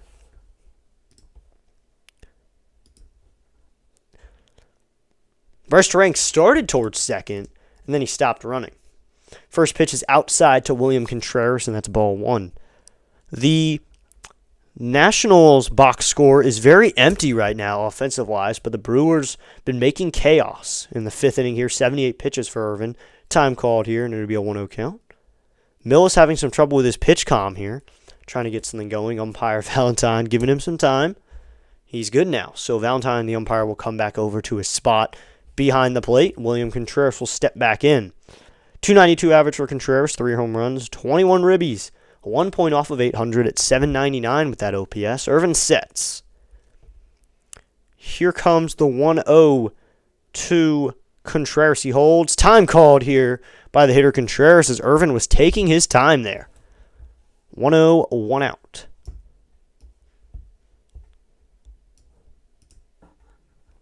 Contreras holds his hands very high in his hitter's stance. Irvin checks on the runner at first. Turang. Irvin, clock winding down here. He's got to go quickly. 4-3. He goes. The pitch to Contreras, and Contreras swings and misses at a curveball at 78, and it'll be even the count up back at 1-1. 1-1, 1 out. 32 balls, 47 strikes for Irvin in the game. About to hit the 80-pitch mark here in the 5th inning. Hopefully we can do that to Mizorowski. Get some pitches on the board, because currently this will be a 1-1 pitch, and that is fouled back, and we'll do 1-2. Currently, we have 0 hits. And I will say it because it's a Nat stream. The Nationals have no hits. And that is rare for the Nationals. Into the 5th inning, and I would not like Mizorowski's first career one to be against us. That would not be fun. Skeens had a bid for one a couple weeks ago, I believe, but he lost in the 7th conveniently when I started watching. Just outside ball 2. I hopped on and started calling it for the stream for just a minute, and he immediately hit a single. So that was annoying. As Irvin checks a sign again. He's going to check on the runner. He comes set. Here comes the 2-2 pitch. Swinging a ground ball left field for a base hit. That was a line drive to left field. And around second is Turang, but he'll stop there. And Contreras and Turang put together 2 base hits in a row. So that one to left field this time sends Turang over to second base. And now there's runners on first and second and a runner in scoring position. I don't think the Nats are still paying Rendon. That's the Angels' problem. But I believe it's still $50 million to Scherzer and Strasburg. Last year to Strauss. Wow. We are still paying them. Wow. I mean, that's baseball. You'll pay them for a while. Think about Bobby Bonilla. First pitch here is check swing. No, says third base umpire Sherwater. For Jake Bauers, he is 0 for 2 on the day, 2 strikeouts. Irvin, 5 strikeouts on the day, so doing here. Get Irvin out of here. I mean, he's at 4 1/3 innings, 83 pitches. I agree with you by this point. But then again, here comes the 1-0 pitch. It is low and outside ball 2. He is losing his control as well. But then again, who honestly can... I think Lord didn't go yesterday, so maybe Brad Lord. Get him in for the 6th and 7th inning. You get 2 innings out of him. And then 8th and 9th, you can maybe use Varland if you need to. And you could use Cionel Perez. The 2-0 pitch is swung on, fouled down the left field line. And that'll be a 2-1 count. Yeah, the Nationals, who can we go to here? I'm actually curious if anyone has suggestions in the chat. Who could the Nationals go to in this situation? Because you're going to need 3 or 4 arms now, one of them being an innings eater if you're going to do that. So it's probably going to have to be Lord to come out of the game. Here's the 2-1. Swing and a miss on a curveball. It'll be a 2-2 count. Lord's been our most productive guy. And I believe that $50 million may be included in our $100 or so million payroll that was announced for the team, which demonstrates how little the Nats pay for active players. Yeah, how Zach little they pay for players. If anyone got that, the 2-2. Swinging a ground ball foul down the right field line, and we'll do 2-2 again. They play a whole lot of Zach Little to their players. Even though it's different spellings, Little spelled differently than Zach Little's name. His name is spelled Littel.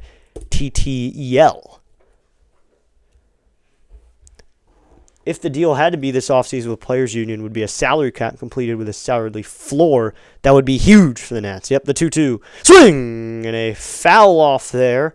Bauers managed to get a piece of it. So do 2-2 again. Yep, added the cricket sound effect recently. Have been enjoying using that randomly. Zach Little payments. So it'll be 2-2 again. Irvin comes set. He has a 2-2 count now at 88 pitches. He turns around, fires over to second, back in safely on a dive, is Turang.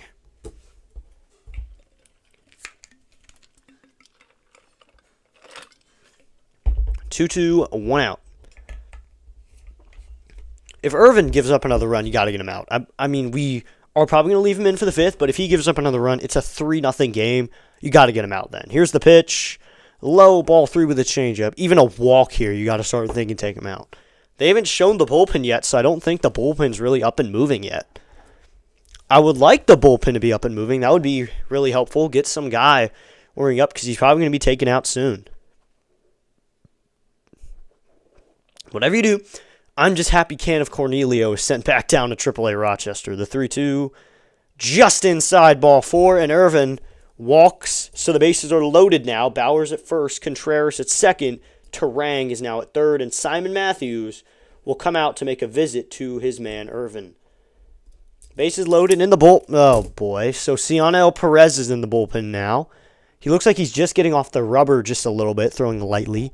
Irvin now at 90 pitches, so hopefully just get him out of the inning.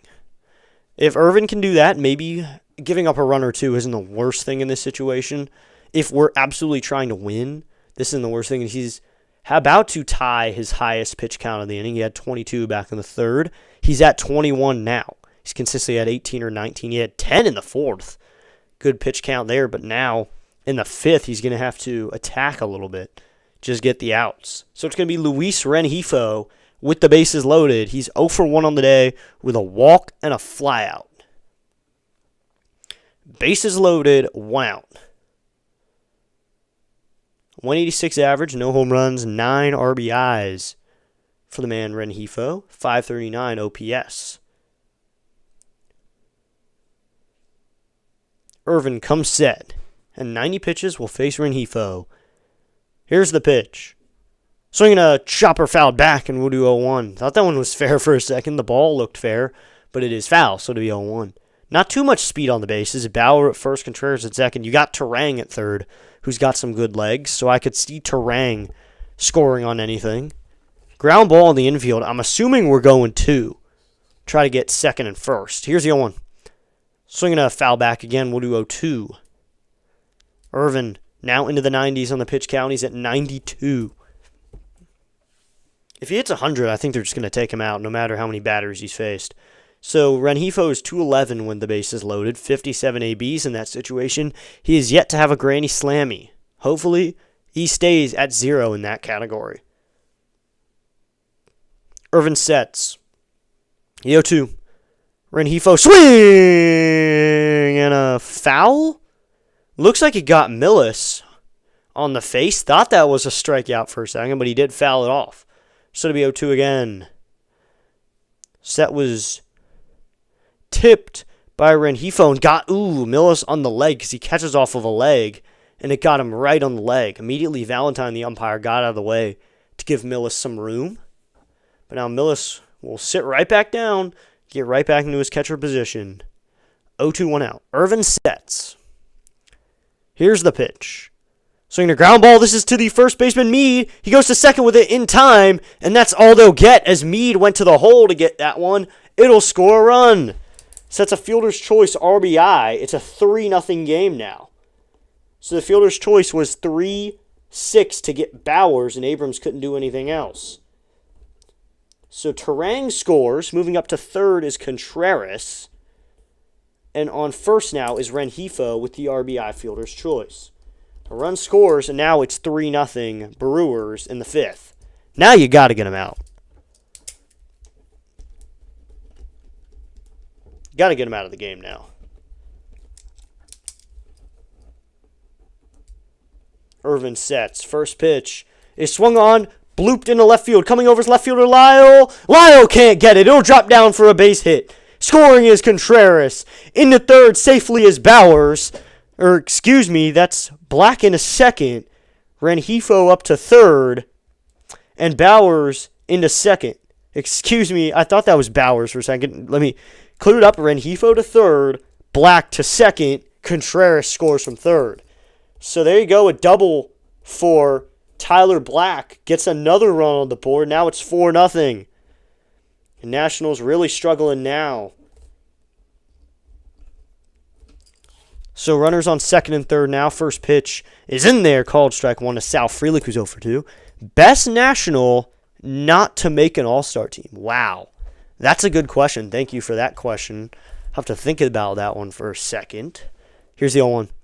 And it is just outside ball 1. It's a 1-1 count. So I'm thinking recently here. So Rendon made one. Strauss made one. The past few years we've had Wood, Gore, Abrams, Josiah Gray, Kyle Finnegan. The 1-1 is swung on, hit to right field, but James Wood is going to make the catch for out number 3. So that's a 4-0 lead now. We leave in the 5th. 2 runs on the board in the inning. They get it on 3 hits, no errors, and 2 runners left on base. So now it's a 4-0 game as we head to the bottom of the 5th. The Brewers take a lead of 4 now. They've been just extending the lead every inning. They've been putting up runs every so often. That time they managed to get to Irvin a little bit more. This game is about to be completely out of reach. Yeah, if we leave Irvin in, it's going to be out of reach. Now, just by this point, get Ciano Perez in the game. He'll face Perkins, Hamilton, Mitchell. Focus on each inning now. It'll be House, Vivas, and Mills, and we're getting no hits on the board right now. So the offense is not backing up the pitching either. But back to your question, best National not to make an all-star team. Give me... All our good players have made an all-star team. Even if it was with I think Jason Worth might have been an all-star at some point. If it's with the Nats, then If it's an all-star with the Nats, it's different. But maybe recently, Lyle is not the best Nat to not make an all-star team. He's probably going to be a role player or a really good player. If it's with the Nats, then Kyle Schwarber, because of how short he was with us, because he never had an all-star with the Nats, or he was an all-star with the Nats. Okay, so even Schwarber was an all-star with the Nats. Then give me. This is really hard. I think Doolittle was an all-star at some point. This is actually hard. If it has to be with the Nats, Soto. Yeah, if it has to be with the Nats, Soto. I think Soto was an all-star with us. Worth didn't with the Nats. Neither did Rourke. Okay, so now Mizorowski will be back out there for the fifth. First pitch to House is low ball one with a 97-mile-an-hour slider. House, no at-bats on the day. Then maybe Rourke. Maybe I'll take Tanner Rourke. But Worth didn't with the Nats either. Juan Soto, I think he was an all-star in 2021. Here's the 0-1 pitch. Low and outside with a curveball, and it'll be a 1-1 count. To not make an all-star team. If it has to be with the Nats. I think Soto was an all-star with us at some point. He's got to be. He was so good with us.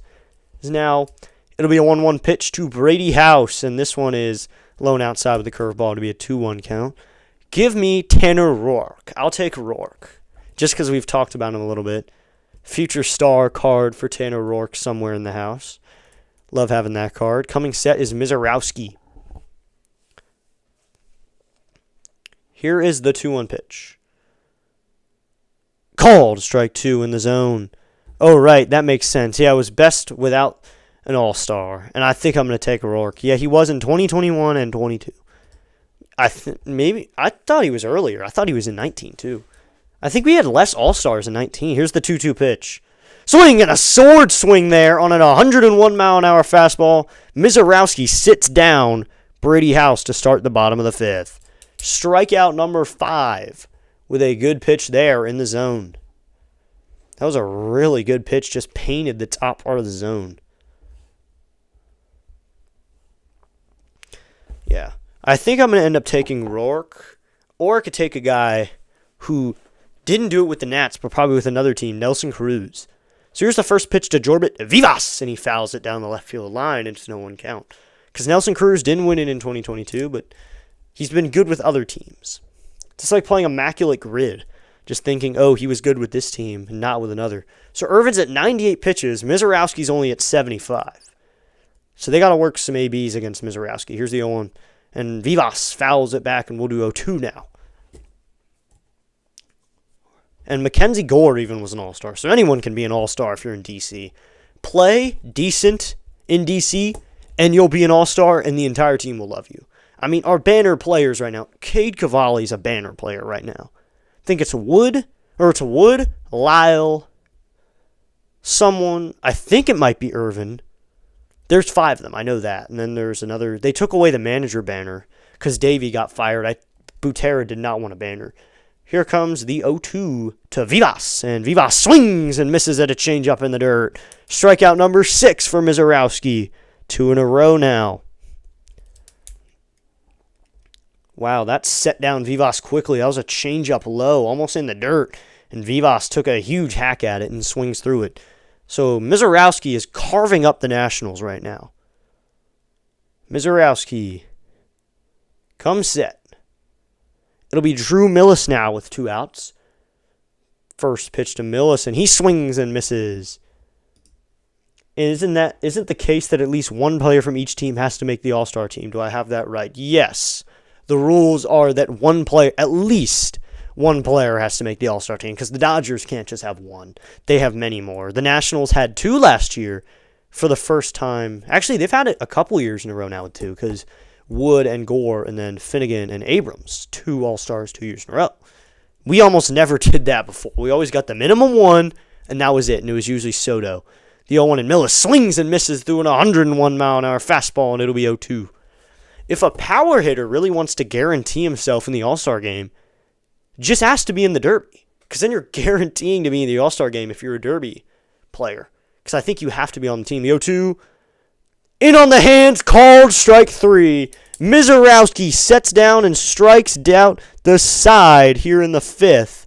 The Nationals cannot find it offensively. It's 4-0, and we continue to have no hits as we head to the 6th inning. We're going to take a quick break here. We'll be back with the beginning of the top of the 6th. We'll be back before the inning starts to the rest of this game. We'll be back in just one moment.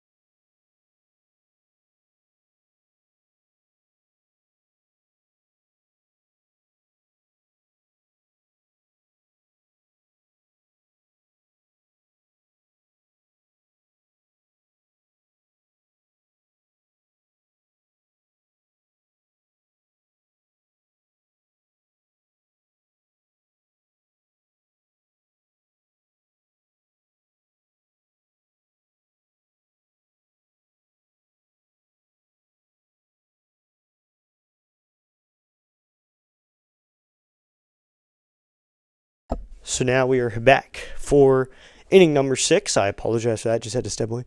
Hit my parlay. Shout out District Nation. Thank you, Guac, for the shout out.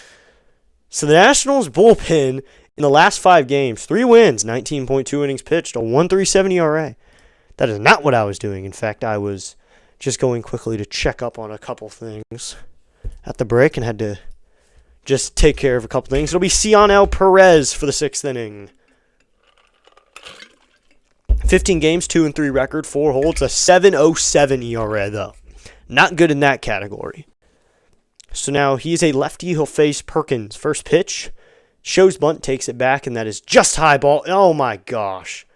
Did Perez just Okay, so they didn't give it to him. That's good. Perez wanted the challenge, but Miller said no. That's good. So Perez will come back. Dang, you're fast, JK, my friend. Yep, that was not what I was doing. So to be a 1-0 pitch. Swinging a fly ball down the right field line, but it goes foul, and it'll be a 1-1 count. So I liked the debate about All-Stars, and that is the rule. 1 player from each team. So we had Wood and Gore last year because they were just both amazing. And then Abrams and Finnegan. Finnegan was added later to the roster when Ryan Halsey dropped out. Perez needs to be added to the scorebook. Here's the 1-1. Is just outside, and that'll make it a 2-1 count. So Perez coming in for the 6th. Has not been the best arm for the Nationals. Here's the pitch, and that is a curveball that stays up, and it's a 3-1 count. 6 hits given up by Irvin. 4 runs, all 4 of them earned. The walk category was not good either, as Perez now has 3-1 from Perkins. Here's the 3-1 pitch. Swinging a foul back over. Mills going to chase after it. Same with Meade. It's going to be Mills under it, and it's going to be Meade to make a nice little basket catch there for out number 1. Curtis Meade in foul territory makes a basket catch. Last second, Mills pulled off at the last second and said, you, and Meade able to make a basket catch for out number 1. So 4 walks issued by Irvin. Not his best day with control. And then 5 strikeouts. Here's the pitch. Bunt shown, and that's way high and inside to Hamilton. But it'll be a 1-0 count now. Thanks to everyone who has tuned in tonight.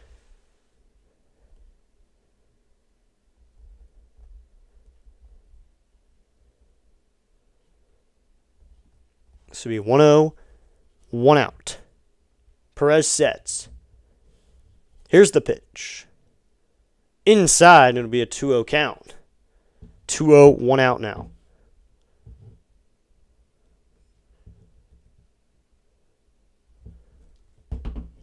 Hamilton facing Perez in a lefty-lefty matchup. The 2-0 is going to be a slurve that dunks in there, called strike one. It'll be a 2-1 count now.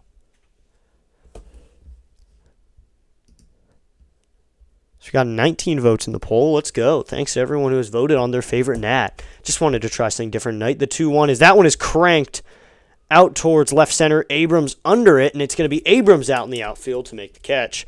As long as they don't collide in the outfield, I'm fine, because first series in Chicago, Nunez and the left fielder Lyle collided going out for a fly ball. So Perez gets 2 quick outs here in the 6th. Looking good now, face the top with Garrett Mitchell.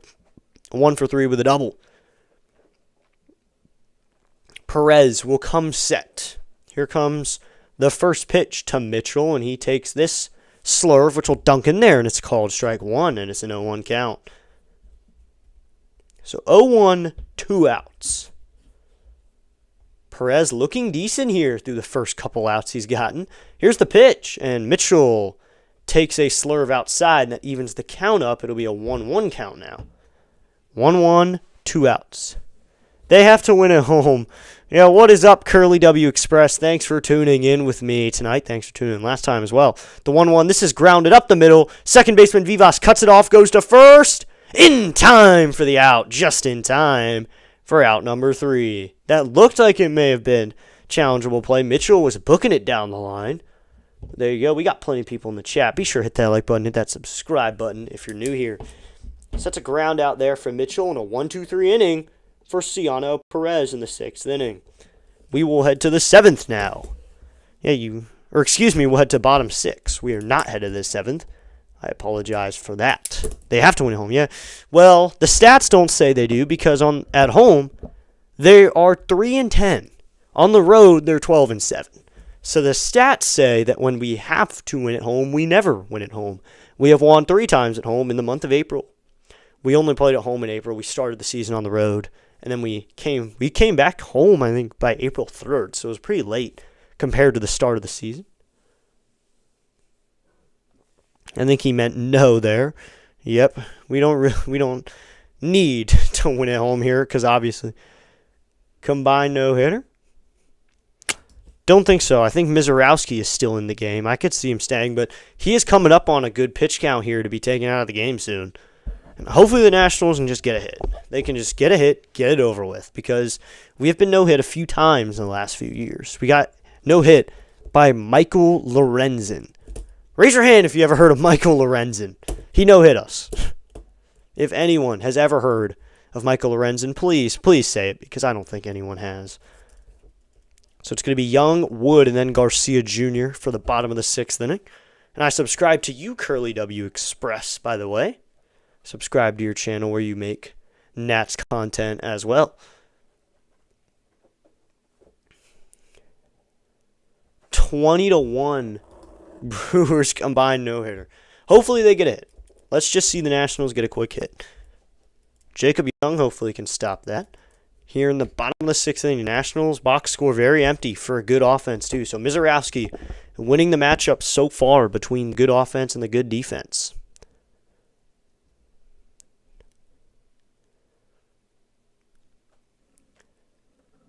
So here goes. Mizorowski to Young. Young takes a 100-mile-an-hour fastball right in there, called strike one. So now really see, is this speed sustainable? Because Mizorowski is holding it into the 6th inning. So I think the no-hitter alert just went up. So here comes the 0-1 to Young. And Young takes a fastball just outside. It'll be a 1-1 count. So we're into the 6th with it. He got through 5 no-hits. He's walked 2 guys. So it'll be a 1-1 count. A walk does not end a no-hitter. It ends a perfect game. But you got to get a hit to end the no-hitter if you don't know.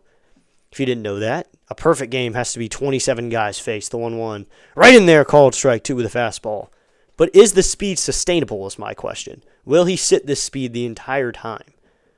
Young at 235 on the season, 2 home runs. In his first AB, he grounded out to third as the third baseman was shifted in during that AB, expecting a Young bunt to lead off the 3rd inning, where he did not.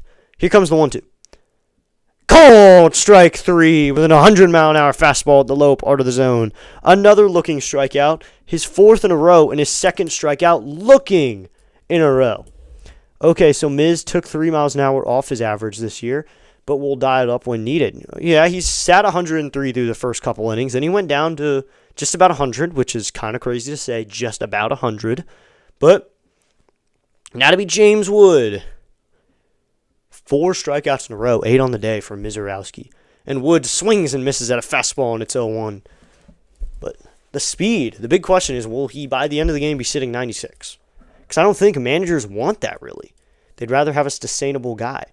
So now the umpire and is this the manager coming out, or is this the pitching coach? I don't think Mizorowski will like it if this is the pitching coach, if this is the manager. Ooh, it's the trainer. Okay. Is this the trainer? This is the trainer out here talking, and the pitching coach, making sure that Mizorowski's okay. Well, now I kind of worry for his health. You got to make sure he's healthy. Last year, Miz averaged 100.8 this time. This year goes down to 98-ish control, but yes, sir. Yep. So the trainer's going to come out, manager, pitching coach, and trainer are going to come out and talk to Mizorowski. Mizorowski had 85 pitches on the day. Trainer's still talking to him a little bit.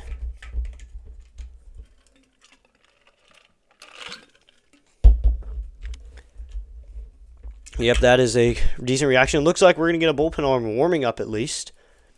There's someone warming up there. So Mizorowski, I'm watching the play here. They're showing the replay. And it looks like it's something in his back, I think. He's adjusting his back a little bit. Or walking off the mound. He asked for the trainer.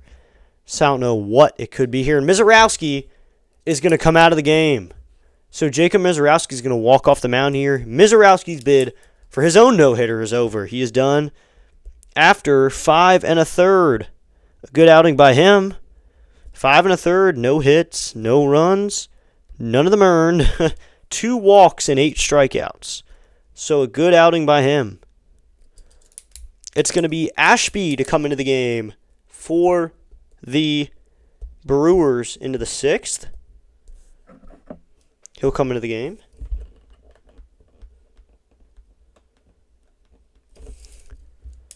Knew it. Strained. I don't think it's strained.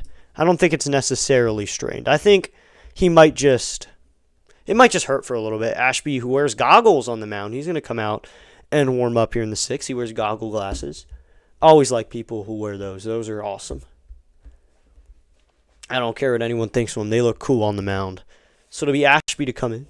Combined no-hitter telling you. I don't think so. Now a new pitcher's coming in. I think the Nationals offense is going to attack now.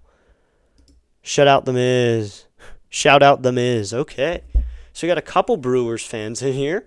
I do not care. Welcome in Brewers fans, because we got a lot of Nats fans here too. We'll be covering the game on Sunday. You guys, you can come back Sunday afternoon and watch the Brewers and the Nationals as well. So it's going to be Aaron Ashby. He's a left-hander, actually.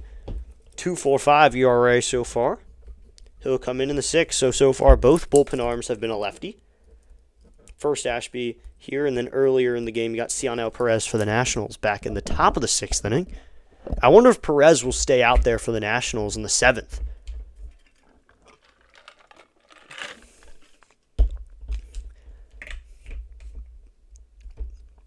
Got a lot of streamers doing Friday night baseball games. We're right here, Brewers and Nationals.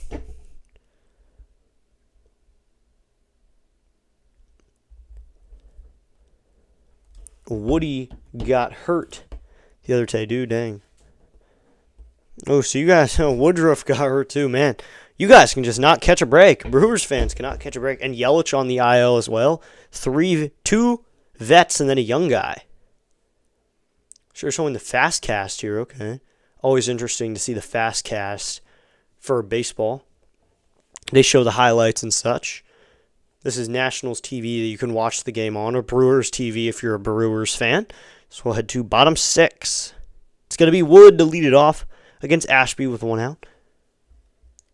Churlo hurt for Brewers too. Vaughn out. Wow, you guys, man, you guys cannot catch a break. Almost all your players are injured. Hopefully you guys can maybe catch a break later in the season, but you're doing pretty well with the resources you have. The Brewers are still doing well with the chances they've got. Man, Adley Rutschman's been pretty good over his time. Been liking what I'm seeing from Rutschman. And the Nationals don't play Rutschman that often, so I do have Rutschman on my fantasy team. Second half Brewers may have a shot if all come back. I could see you guys making the playoffs. That's realistic. That's not too much to ask for. Man, Brian Reynolds has a home run. Ooh, pretty good there. Just looking at my fantasy team during the game as we wait. We'll head to bottom 6, 1 out here. It's going to be the lefty Ashby to face Wood, who's 0 for 2. I'm wondering if Wood has the green light here. Green light for Wood, whenever he faces first pitch against players, he seems to crush it. He swung through the first pitch from Miz, so he'll have an 0-1 count. The at-bat does not reset. I don't think it does. Yeah, it doesn't. NL Central all over 500. Well, yeah, Pittsburgh exactly at 500. Wow, so you guys are all over 500. That's good. Good division there. So Mizorowski out of the game. It'll be Aaron Ashby now, the lefty. An absolutely gem from Mizorowski. 5 1/3, no hits, 2 walks, 8 strikeouts. An absolute gem. Now the Nationals have a chance to maybe put some runs on the board. They didn't really have a chance earlier in the game. See if they can now.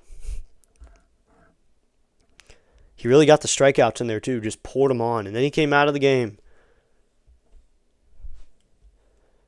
So it'd be Aaron Ashby to pitch. 15 games, a 5-0 record with a 2.45, so he's been good. Ashby sets. He'll face James Wood. First pitch to Wood.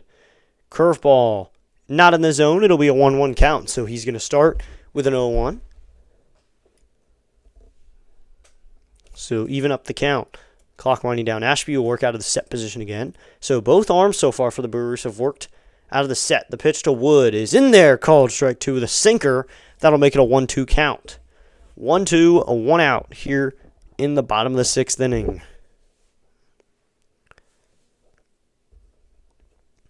One, 1 out. He uses sinker 50% of the time. And Wood, check swing. Did he go? No, says third base umpire Sherwater. So it'll be a 2-2 count now. 2-2, a 1 out here in the bottom of the 6th. 4-0 lead for the Brewers if you're just joining us. He faking it. He just wants to open some Pokemon packs in the back. That's the comment of the night. He just wants to open some Pokemon packs in the back. Here's the 2-2. Swinging a fly ball down the left field line, but foul, and we'll do 2-2 again. He just wants to open some Pokemon packs in the back. Who hasn't before? What MLB pitcher hasn't? Saying, yeah, I'm done after 7 no-hit innings. I want to go play MLB The Show in the back room. Like, good job, bud. You had a good outing. I feel like you earned it by that point. Here comes the 2-2. And Wood swings and misses, gets away from the catcher. Wood will run down to first. The throw is off, takes first baseman off the bag. Was able to touch it there. Strikeout number 1 in the bottom of the 6th for Wood striking out. Strikeout number 1 for Ashby. But now 5 strikeouts in a row for the Brewers staff. He does that. Maybe he does. Maybe he does. Just open packs. So it'll be Luis Garcia Jr., 248, a home run and 16 RBIs as he faces Ashby, lefty-lefty matchup. Garcia takes the ball in the dirt with a curveball, and it's a 1-0 count. 1-0, 2 outs here as we're in the bottom 6th. Thanks to everyone who has tuned in thus far. We got a few more innings to go. We are enjoying some baseball right here on District Nation. If you enjoy the channel, be sure to hit that like button and subscribe. Help out the channel just a little bit. We gained some subscribers tonight, 4 to be exact. Here's the 1-0. Garcia fouls this one down the left field line on a sinker, and that'll even up the count at 1-1. Sir, I live in Milwaukee. That was a true comment. Wow. Then I guess it's a true comment. Here comes the 1-1 pitch from Ashby. Garcia takes it in the dirt with a sinker, and it's a 2-1 count. Maybe that's real for all of you. For us, the DC goers, maybe. I think going to the back, you're just trying to... Probably just playing some MLB The Show, or 2K maybe. The 2-1. Ooh, that's a good slider there. Dunked back into the zone. Had Garcia turning for a second.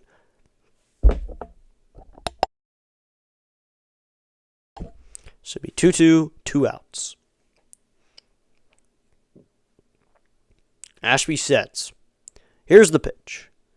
Swinging a ground ball. This is going to be to the second baseman, Turang. He goes to first in time for the out, and Ashby gets through the end of the 6th inning with 2 quick outs. We'll now head to the 7th. It is still the Brewers 4, Nationals nothing. The Brewers have a combined no-hitter going as we head to the 7th inning. So we got a few votes in the poll, and we still got James Wood winning it for favorite Nationals player.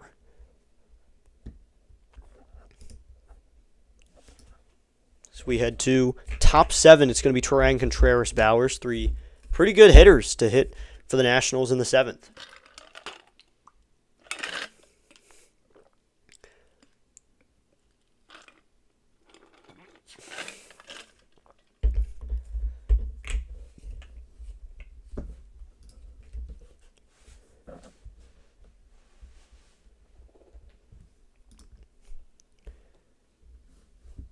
So we'll head top 7. It's going to be Perez back out there, I assume. He only worked an inning, and he got it done in 1-2-3 fashion. So I'd assume he comes back out into the game. He's had a decent game so far.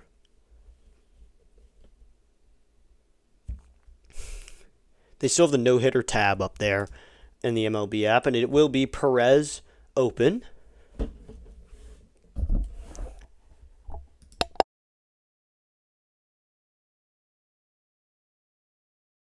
Excuse me, they just had to go off camera for a second.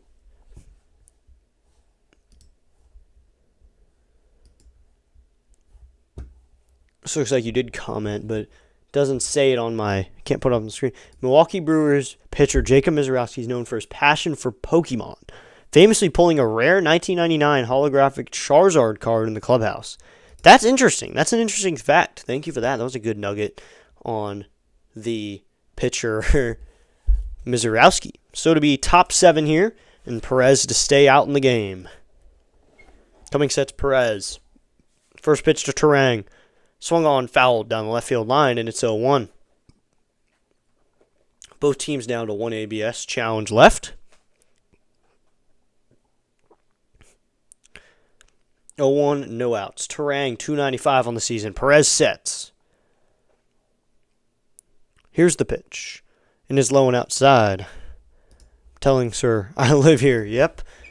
I understand that you live in the area of Milwaukee. So big Brewers guy then. Thanks for tuning into a Nats fan stream then. Perez sets. Usually get some guys from the other team, and I appreciate it. Here's the 1-1 pitch. Swinging a ground ball. Turang loses the bat. Going to first house in time for the out. So I can't tell if that was a broken bat. He just kind of lost it. So he grounded over to third, but he kind of threw his bat when he swung. Or he did break it. That was a very big piece of the bat broken. Very down low. He got it very low on the bat, so not a great swing there. Hit the bat down the first base line, the ball down the third base line. The bat was almost hit harder than the ball. He loses the bat down the first base line. Perez sets. Here's the first pitch to Contreras. That is in there. Called strike 1 with a curveball. I was pulling for you guys when you won the World Series. Oh, that's interesting. That's awesome. Love when people pull for the Nats. We were the underdog in that, so that was an awesome World Series. One of my favorite events. Here is the 0-1 pitch to Contreras, and this one is grounded through the hole in the right field. That's a base hit for William Contreras to the opposite field. Third hit of the game for him. Takes that one towards Wood. He's on base for the 3rd time in this game. He's 3 for 4. So now Meade will focus on holding him on, and now that'll bring up Jake Bowers. 0 for 2 on the day, 2 walks, or a walk and 2 strikeouts. On deck is Rengifo now, the third baseman. Hopefully they can get a double play ball here, and the Nationals can get out of it and get the offense going in the 7th. Perez delivers. Swinging a line drive down the left field line, but foul, and it'll be 0-1. Just managed to keep that one foul. Combined Brewers, no, sir. If that is what you think, hopefully the Nationals don't do that. I'd love for the Nationals to get a hit. Just 1 hit is all it takes. We almost got no hit last week with the series, this week actually, on Tuesday. So Bowers getting a new bat here, up to the plate. Contreras doing some dances over at first. He's talking to Meade a little bit. Curtis Mead, if you haven't noticed, is very Australian. So he's got the Australian accent when he's talking. Perez steps back onto the rubber. Bowers now has a new bat. He applied pine tar to it real quickly. Here comes the 0-1 pitch to Bowers. This one is hit up the middle. Perez makes the play. Goes to second in time to Abrams to first. Double play. Oh, just there. Bowers able to beat it there. Mead stretched out as far as he could. But on first is Bowers on a fielder's choice. Perez with a good play there. That was hit right back to him. And he made the play off towards his right. Fired it over to Abrams. Then he slung it over to first, just not in time. Beat it by a hair. So he is safe, though.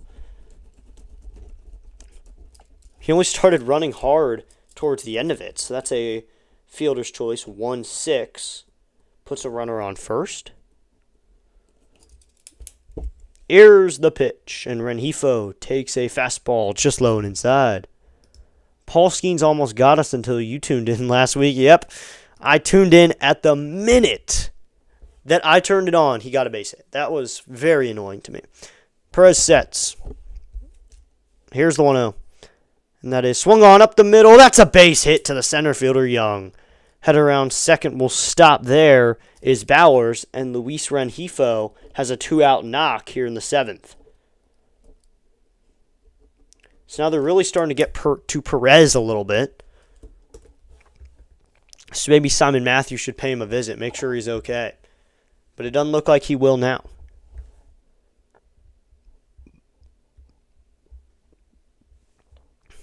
So it'll be Black, the designated hitter, to hit for the Nationals. Or excuse me, for the Brewers. It's all becoming jumbled up to me.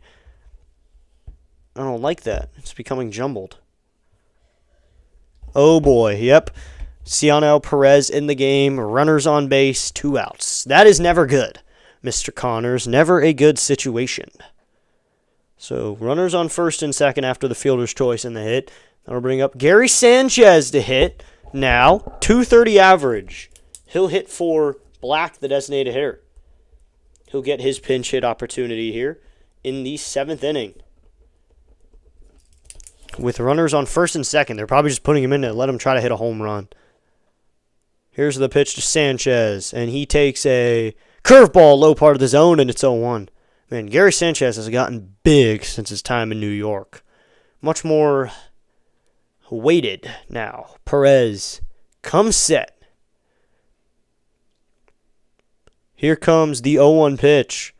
Sanchez takes a curveball upstairs, and that makes it a 1-1 count. Didn't get the call that time. That was more higher in the zone that time. So it'll be 1-1, 2 outs. Sanchez has a lot of power, though. If he gets a hold of a ball, he usually takes it far. Perez sets. Here comes the 1-1 delivery. Check swing, gets away from the catcher, Millis. Did he go? They say he did not go. So it's a ball. Both runners will move up a bag on the pass ball. I'll see if it's called a wild pitch or a pass ball. They're going to give it a wild pitch to advance Bowers up to third and Rengifo up to second. So now 2 runners are in scoring position now. And 2 outs with runners on second and third. So a hit scores 2 here to make it 6-0, but hopefully the Nationals can hold them down. Perez sets. The 1-2. Swinging a foul off of Sanchez, and we'll do 1-2 again. A fan has a Sanchez jersey, and he's waving it right behind home plate. He's got it, and he's waving it every time Sanchez steps back into the box, basically. That's interesting. He's got it up in the air. He's waving it. I think it's a Yankees version, though. Second wild pitch. Yep, second time.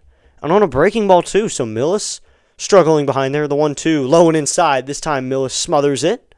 Yeah, that is not good. 2 wild pitches go to the pitchers, but second time. And the first time, it caused a run. And this time, it could. If they manage to get 2 runs, that's a part of it. It's the wild pitch. 2 of them can never happen, really. You don't want that to happen. They're showing the fan with the Gary Sanchez uniform behind home plate. He's not waving, and he's waving it again.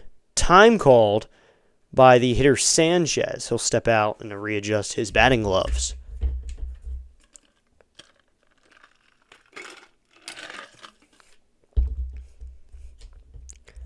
2-2, 2 outs, top of the seventh. Seventh inning stretch coming up. Here's the 2-2 pitch. Swinging a ground ball. This is at the shortstop. Abrams goes to first in time for the out. And that's out number 3. Inning over. And Ciano Perez strands him. And they can't score any runs. Good job by Perez that time. 2 hits in the inning. They leave 2 on base. No runs. And we'll head to the bottom of the 7th. Still Nationals 4. Nationals nothing. And a no-hitter still going for the Brewers headed into the 7th. Mr. Baseball is wearing a banana Speedo, raising his glass hoping for a no-no. I do not want a no-hitter here. And I know Mr. Connors does not either. I don't think the Nats fans in here want a no-hitter. It'll be Meade, Abrams, and Lyle to face whoever will pitch in the 7th inning. We'll see who it ends up being. Like to see Abrams break this up, or anyone really. Just anyone break up the no-hitter. Just get it over with. You gotta get a hit. That's the most important part, is getting the hit. So now, bottom of the 7th. It's the 7th inning stretch from DC. Hope you all like this mic. I usually use the headset, and past few streams we have switched to this microphone, which I really like, being able to talk into the mic. So, quick nugget here, just on Nationals facts, just a fun little fact I was thinking about today. The Nationals, since 2023, have not had a starting pitcher on opening day have 2 years in a row. 2 years in a row, we have never had the same opening day starter. 2023 was Corbin, he did it in 2022 as well, but since then, it's been a different one every year. Gray, Gore, Cavalli. So that's just interesting to me. And Ashby will come back out for the 7th inning after grabbing 2 quick outs in the 6th. He got the strikeout and the ground out. Yes, please, not a no-hitter. Yes, because then that motivation will pour over to tomorrow. And the Brewers' pitching is going to be great tomorrow. So last combined no-hitter was in September 2024. So it happened recently. Here's the first pitch to Meade. Meade takes a fastball or sinker in there, called strike 1 at 96, and it's 0-1. I respect talent and love baseball. I'm glad I found your channel. Thank you, Mr. Paul, for those kind words. Here's the 0-1 to Meade. Meade swings and fouls this one down the right field line, and it'll be 0-2. No-hitter alert into the 7th now. They've got 9 outs to do it, but the Nationals need to get it done in 9 hitters or so. Just do it here, Meade. Get a hit. Coming set is Ashby. Here's the 0-2. Swing and a miss on a curveball low and inside. Strikeout number 2 for Aaron Ashby. He is doing great out there, just cruising. Second strikeout, 3 outs in a row now. They have not had a base runner since the 2nd inning. It was Brady House on a walk. So now to be C.J. Abrams. I do not want a no-hitter here, because the Nationals have been no-hit 3 times in the last 3 years, which would not be fun. Here's first pitch to Abrams, and Abrams takes a fastball just outside. Sir, I'm telling you, I don't know. You can root for it, but I'm rooting against it here. I'm heavily rooting against it.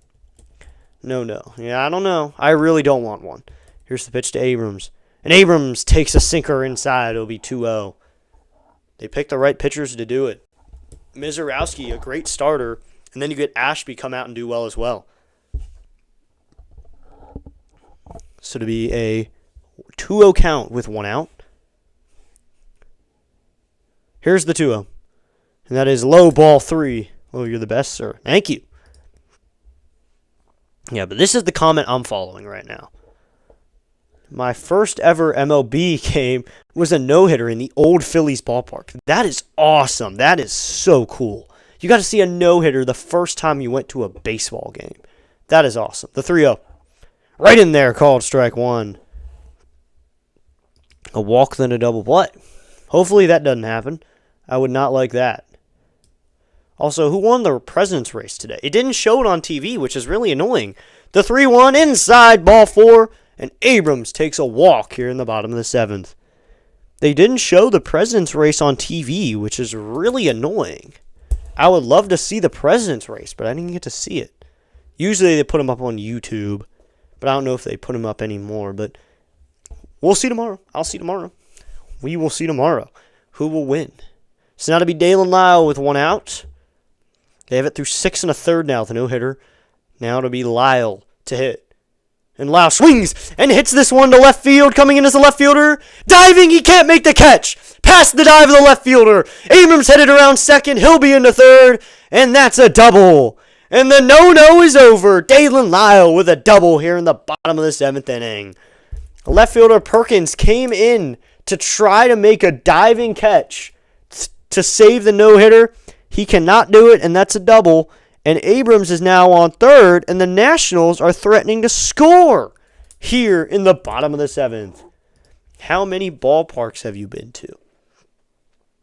I have been to Nationals, Yankees, I went to a game. Red Sox, I went to a tour. Chicago, I've been. I think just 4. Here's the pitch, and House takes this upstairs with a curveball. It's 1-0. Yay, a hit. Yes, finally we got a hit. In the 7th inning, there goes the no-no.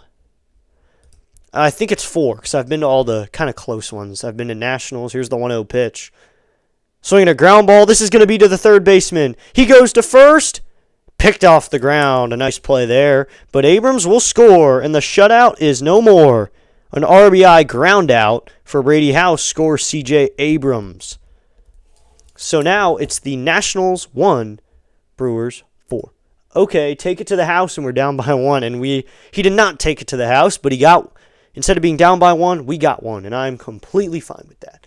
And to answer your question, I've been to 4 stadiums, which are Nationals, New York, Boston, and Chicago. 4 stadiums. Yeah, take it to the house. So now pitching coach will come out. How about you, Mr. Connors? How many stadiums have you been to? As we'll get bottom of the 7th, 2 outs now. Pitching coach came out to visit him. How many stadiums have you been to? So you just mentioned Philly. So now it's going to be Joey Wiemer to pinch hit for Vivas here in the bottom of the 7th. So a power guy here, 327, 3 home runs. He'll pinch hit in the spot for Vivas. Wiemer, the righty to face the lefty. They wanted a righty up to bat. Here's the pitch from Ashby. He sets. Waiting here. Thought he was going to go. Here's the pitch to Wiemer. Wiemer takes a sinker down low. I have not been to Camden. Oh my gosh. 20 ballparks. That is awesome. 20 ballparks. That's amazing that you've been to 20. Here's the pitch. And Wiemer takes a breaking ball in there. Maybe it's more like 18. Oh, I missed this one. It was close to a catch. He missed it. I think it was off his glove. I don't know, but it was near him. He was very close to it. Maybe it's more like 18. That's still amazing. Here comes the 1-1 pitch. Just in there. Called strike 2. Thought that was outside. It'll be a 1-2 count. Maybe it's more like 18. Still, that is amazing. I've been to 4, and I have not been to Camden. Have not gotten a chance to get out there. I hope to get out there this summer. Here's the pitch, and just low ball, too. One debate, I've been to Old Tiger Stadium. Does that count? I say no, but others say yes. I'd say yes to it. So, for the Nationals, they have the most plate appearances by pinch hitters. And they're second with the hits in 10 as pinch hitters. So they're good pinch hitters, and they do it a lot. They have about a 25% chance to hit the ball. 2-2, he check swung. Yes, he did. He's down swinging. Wiemer cannot get it done. Strikeout number 3 for Ashby, and that'll end the inning. But the Nationals get a Dalen Lyle double, and then a ground out that scores C.J. Abrams, and the Nationals are on the board. They get 1 run on 1 hit, and a runner left on. It's now the Brewers 4, the Nationals 1 as we head to the 8th inning.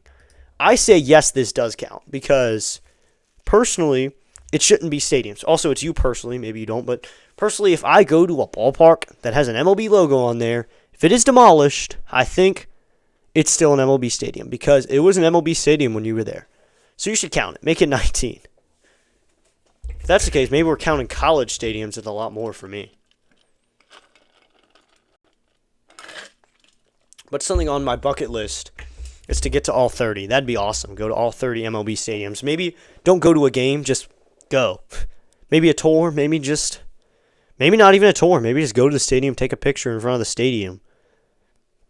Maybe do something like that where I'm able to knock off 10 or 15 just on the road for a few days. Just knock off as many as I can. I think the East Coast ones would probably be easy.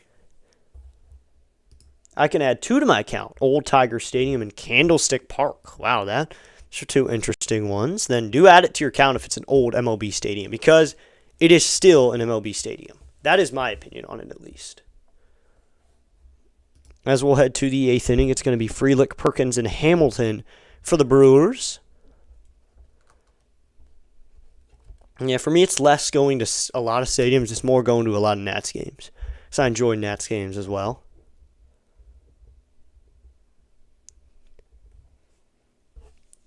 So we're headed to the 8th. We got about 2 innings to go, or the Nationals can bring us to extras. That'd be cool, too. At this point, that means we got 3 runs. So it'd be Frelick, Perkins, Hamilton, as mentioned before, and we got ourselves a new pitcher. Run a live fundraising, Ty. I see all those in live broadcasts or whatever. So now it's going to be a new pitcher. It's Andre Granillo is going to pitch here in the 8th after 2 innings from Perez. So we'll get Perez's line finalized in a minute, but it'll be Andre Granillo. 6 games, no record, and 8.53 ERA. Tell your dad you need a post-high school road trip across the country. How hard can that be for him to take a summer off? Here's the pitch.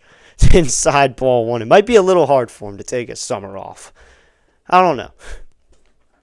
I think another thing that'd be cool to do for post-high school would be doing Omaha. That'd be cool, too. Going to the College World Series. And then I would count that as a stadium by that point. Here's the 1-0. Frelick takes a slider inside. It would be a 2-0 count. So 2 hits given up by Perez. No runs on that count, though. No walks. No strikeouts. So kind of empty besides the hit column. So here's the pitch. And that is in there. Called strike 1. Would be 2-1.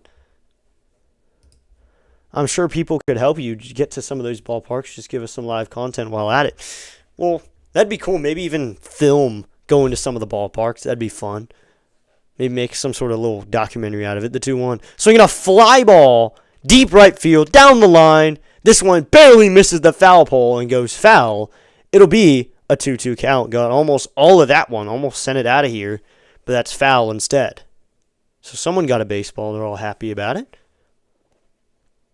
Had a little bit of a duel for that baseball, though. Got in a little bit of a arguing match over who gets it. The 2-2.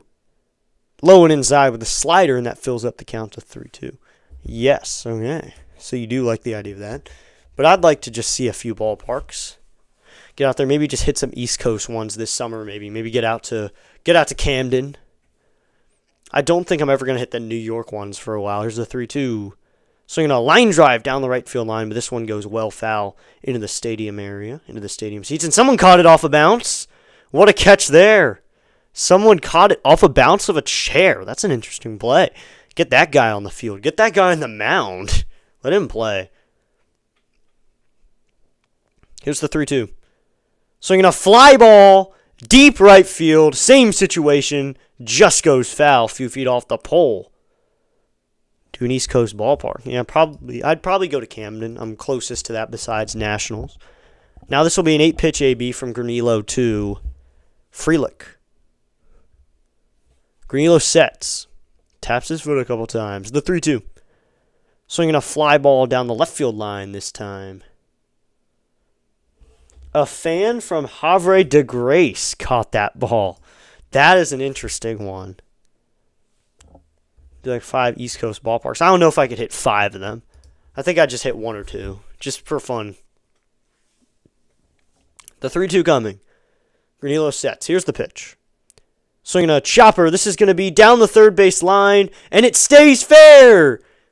Brady House was shifted on Sal Frelick. And Frelick just poked that one down the third base line and has himself a base hit. Wow, that is an infield hit. How much do you need? I don't need anything. I do not need that at all. I'll figure it out.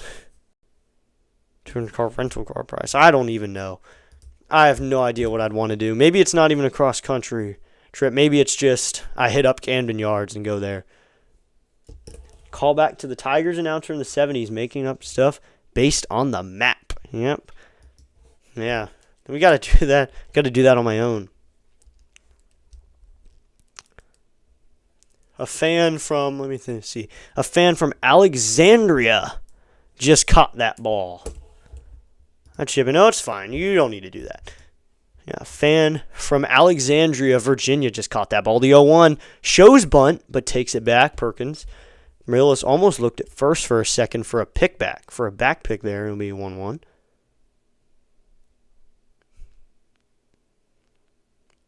So 1-1. Granillo, the righty, checks his signs. He comes set. Frelick with a good lead out at first. Here's the 1-1. And this is grounded to the second baseman. He goes to second. Oh! Goes to first with it. Not in time. So there you go. That is an error by Nasim Nunez, who's inserted in the game after Weimer pinch hit. He's put into the field in the 8th, and Nunez bobbles that one. And there's an error. Reached on air there. E4 puts a runner on base. That is 2 runners on now as Perkins reaches on an air. So reaches on an air. Here's the first pitch. Going to show bunt. Takes it back. It's inside. Oh, that's cool. Put a goal in your stream. Yeah, I'd like to hit 1,000 at some point. Join the YouTube partnership program. So Granillo has 2 runners on base now in the top of the 8th in a 4-1 game. David Hamilton, 0-for-2 on the day. He has 2 flyouts and a walk. He's going to show bunt, take it back. That is going to be challenged by Millis. That was a slider. I think that was a good challenge this time, though. I think that one may be a strike. So the slider was a little high, a little out, and it is a strike. It's in there, and Millis is successful. So that evens the count up at 1-1. There you go. A catcher named Drew Millis just caught that one well and ABS'd it. Change it up, the 70s call a little bit. And looks like there's a wave going around Nationals Park. I don't know why we're on defense, but here's the 1-1. He lays down a bunt. It's perfect down the third base line. House waited for it. The bases are going to be loaded. A mental error by all the guys on the field. House thought Granillo was coming over to get it, and he sat there and just watched it for a second. Not good there. So they're going to give him a bunt single as House at first stayed where he was and let it go, dribble down. He thought Granillo was after it, and then Granillo wasn't. So now the bases are loaded with no outs. Andre Granillo has loaded the bases. This is not the situation wanted here, and now that'll bring up Mitchell, who is 1-for-4 on the day. Millis will come out and talk to Granillo, make sure he's ready to face Garrett Mitchell, who does have a hit in this one. Just mental errors all around so far in this inning. You got an error, and then that by House, who just waited back to see if that Granillo would come and take it. Why would you wait? I feel like the third baseman has to be on that. 244 average for Mitchell, 1 home run in the season. Granillo sets. The pitch to Mitchell, and Mitchell swings and misses at a fastball at 95, right in there. Challenged him, and he didn't hit it, so it'll be 0-1 now.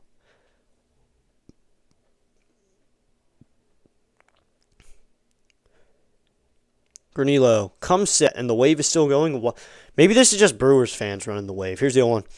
It is in there, called strike 2. Looks like a Brewers fan just was tapping his head, wanted the ABS challenge. I mean, he's behind the plate, so maybe he's got a good view. There's got to be a fan ABS challenge, like there is in Savannah Bananas baseball, where a fan gets an ABS challenge, and it doesn't count. Here's the 0-2.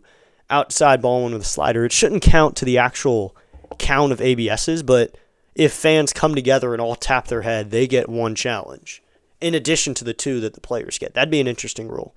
A banana ball type of rule. Granillo sets. The 1-2 is swung on, fouled down the left field line, and we will do 1-2 all over again. We're here in the 8th inning of a good game here, 4-1.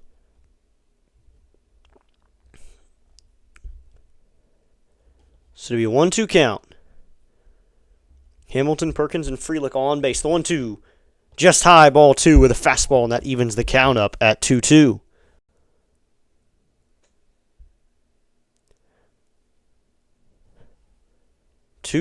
No outs. Granillo comes set. Here's the pitch. Swing! And a miss on a slider low and inside. And Andre Granillo grabs a strikeout here with the bases loaded. Granillo trying to get out of a bases loaded, no outs jam. More fun. Aluminum bats. Tons of scoring. Yeah, that would be interesting. Aluminum bats. Then everyone's hitting home runs. Aluminum bats. That is Savannah Bananas type of ball. Here's the pitch to Turang, and Turang takes a slider in there, called strike one, and it's 0-1. 292 average for him, 4 home runs, 20 RBIs. He's been a Team USA type of player. Like, he is a part of the USA All-Star team and playing at that level. Granillo sets. Here's the 0-1. And he swings and grounds this one down the left field line, but it's 0-2. So 0-2, 1 out. 4-1 game. The Brewers have a lead, and they have the bases loaded with 1 out. They're showing third base coach Erickson for the Brewers and what situations he have. Here's the pitch, and that is swung on, hit into shallow center, going out as Nunez, and it's Nunez to make the catch into the shallow center. So no one will go anywhere, and that's 2 outs now. So now it'll be William Contreras. He's 3 for 4 on the day with 3 hits, so he's doing amazing. We want good people to have amazing experiences. It would be awesome to see you have a blast and give us some content touring a few stadiums. Some are not able to travel in person. That would be cool. I'll consider it a little bit. Maybe do some touring. Or maybe just do Nats Park, because Nats Park is so local. Granillo sets the pitch to Contreras, and he lines it down the right field line, but foul, and will do 0-1. So, 250 average for William Contreras with the bases loaded. He has no grand slams as well. So, no grand slams at all through this game, even though there are 4 runs on the board. Granillo sets. Here's the 0-1.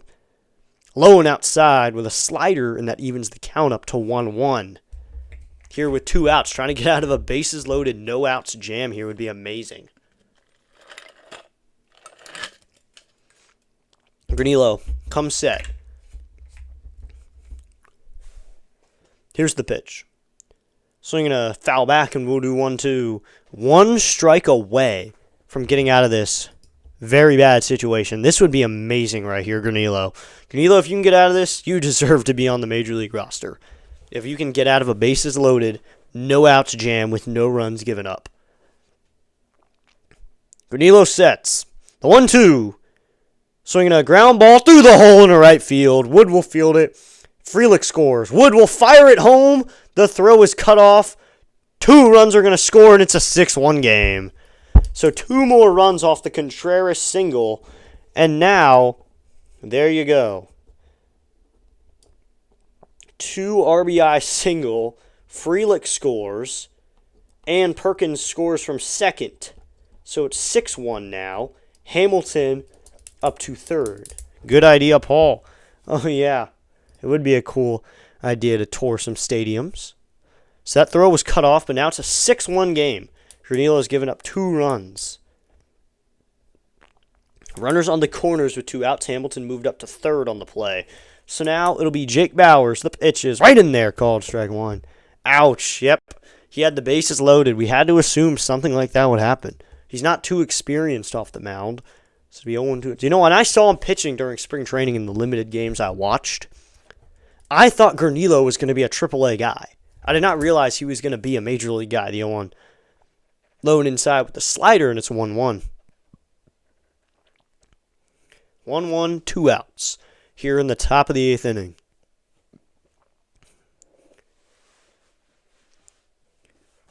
Granillo sets. Here's the pitch. And it's just outside with a slider, and it'll be a 2-1 count now. Granillo wears number 79. That was the number that Rutledge wore for a little while, I believe. Now Granillo wears that number.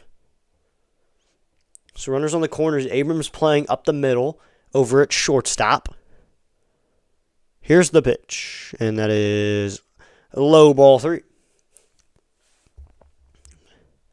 Okay, I've never been to Nats Stadium. Do you live close? I live 5 freeway minutes to American Family Park on Milwaukee. Oh, that's cool. That's really cool that you're so local. I'm decently close to it. I can get there with a nice, easy drive, get into the stadium and enjoy a game. Here's the 3-1. Right in there, called strike two with a slider, and that'll make it a 3-2 count.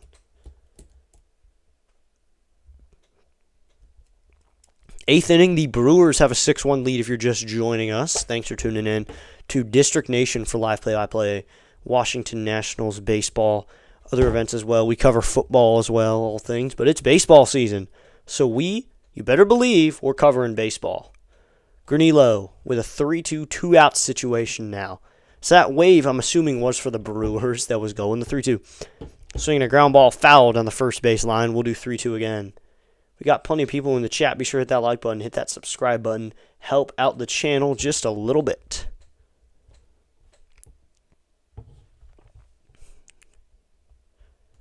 So 3-2, two outs. Granillo comes set.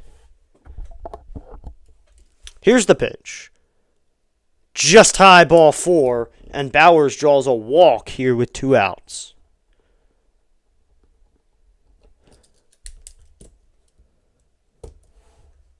I hear that the Milwaukee, and looks like Paxton Schultz is now up in the pen here in the top of the 8th. I don't think he'll probably come in for the 9th. I hear that the Milwaukee Park is great. Don't they have a slide in the fake beer foam? I believe they do. You're asking Paul probably, but I believe they do. I think from what I've watched on TV, they do have a slide of some sort. Oh, it is fine. You do not need to at all. That is not what you need to do. Here is the pitch, and that is in there, called strike 1 to Rengifo. And it's 0-1. I do not want that at all. The only thing you can do, Mr. Paul, is tell your friends about the channel. Send them the link. Just help out. The best money you can give me, the best present, is just sending the channel to people you know. The 0-1 is low ball 1. Millis has to block it, but the bases are loaded, so no one's going anywhere. So now, Contreras at second, Bowers at first, Hamilton on third. They do have a slide, yep. Mr. Connors, I'm surprised you haven't been to Milwaukee. You've been to 18, so I was assuming you've been to the ones on the East Coast. Here's the 1-1. Swing and a miss at a slider low and in. So now Granillo has another chance to get out of a bases-loaded jam. They slide down after each homer. It's really cool that they do that. So do you 1-2, 2 outs. All right, yep. If you want to help me out, just send the channel to people you know. Tell your friends. Here's the 1-2. Swinging a ground ball fouled on the first base line. That is the best way you can help me. And that is the best thing I can ask for. If you can give me that, I'm very appreciative. It is better than money for me right now. Is that... that's A. McGee warming up in the pen. There's no way that's Jake McGee. I think Jake McGee retired a few years ago. I just remember him because I had him in MLB The Show at one point. The 1-2. Swinging a fly ball. This one is into shallow center, going out as Abrams, coming in Young. It's going to be Young to make the catch for the third out. So we'll head to the bottom of the 8th. That was an eventful inning. 8 batters faced. 2 runs in the inning. And that is on 3 hits, an error by the second baseman Nunez, and 3 runners left on base. So now it's a 6-1 game.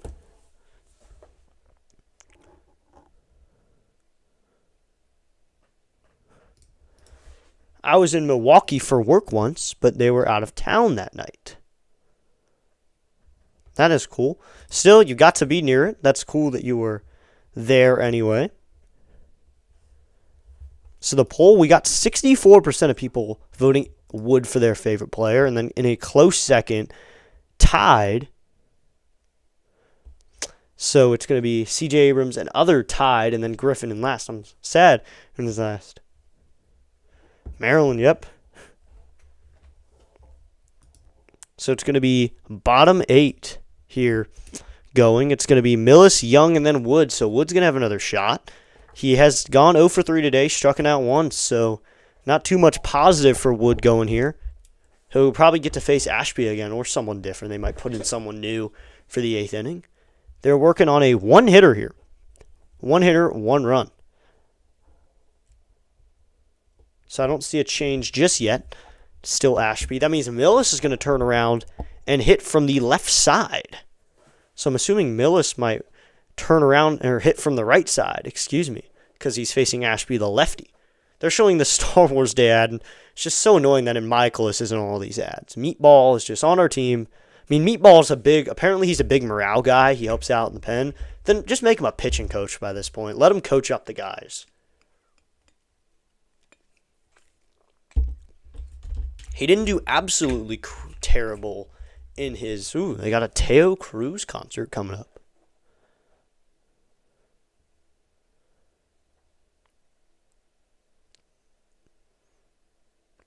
So ESPN puts the chances of the Brewers winning at 98.8.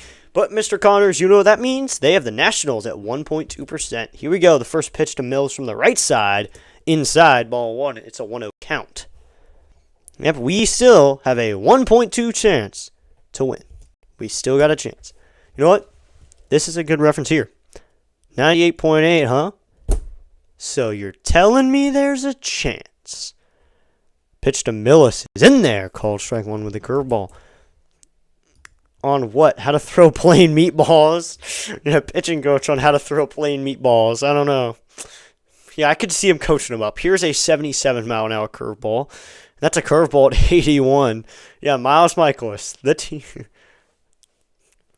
Miles Michaelis. Masterclass on how to throw a 72-mile-an-hour curveball right in the zone and be known as a meatball for your entire career. Here's the pitch, and Millis takes this down low. I'm impressed by good talent. You are such a good broadcaster. I randomly found you, and I just know you got it. T2L, what a great time. Wow, thank you, Mr. Paul. So you're saying there's a chance. Dumb and Dumber reference. Gotta love Dumb and Dumber. Lol. Here's the pitch, and Millis takes outside, and Millis is going to draw a walk here to start the 8th inning. So Ashby's still out here. Millis manages a walk to start in the bottom of the 8th. So now there is a chance. The Nationals have the tying run coming up in about... So we're losing by 5. We got to have a run on our base. And about 4 batters will have the tying run up to the plate if they can all get on base and score. Young, 233 average, 2 home runs, 15 RBIs. He is hitting now against Ashby. Here's the pitch. Young takes a sinker in there in the zone. Looked like it was a little high on the zone, but it must have touched. So to be an 0-1 count. 0-1, no outs. Here, bottom 8. Here's the pitch, and Young swings and drives this one into right field. That's going to get past the second baseman for a base hit. Millis stops at second, and 2 base hits in a row, and the Nationals are in business here in the bottom of the 8th to put another run on the board. Brewers down to 93.5. There we go. Odds going down a little bit. So now that'll bring up James Wood. James Wood, Mr. Clutch right now. He will never be Mr. National, but he can be Mr. Clutch for now. As long as Zimmerman isn't in the booth or at the field, he can be Mr. Clutch. Wood takes a sinker high, and it'll be a 1-0 count now. Good that they don't have an 100% chance to win until the very end. That is the rule. Runners on first and second for Wood.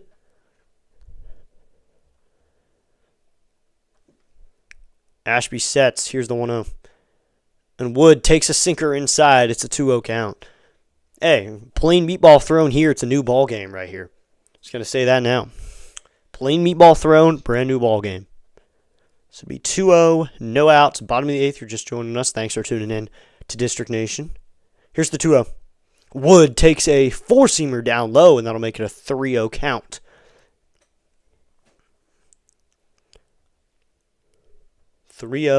No outs. Runners on first and second. Ashby comes set.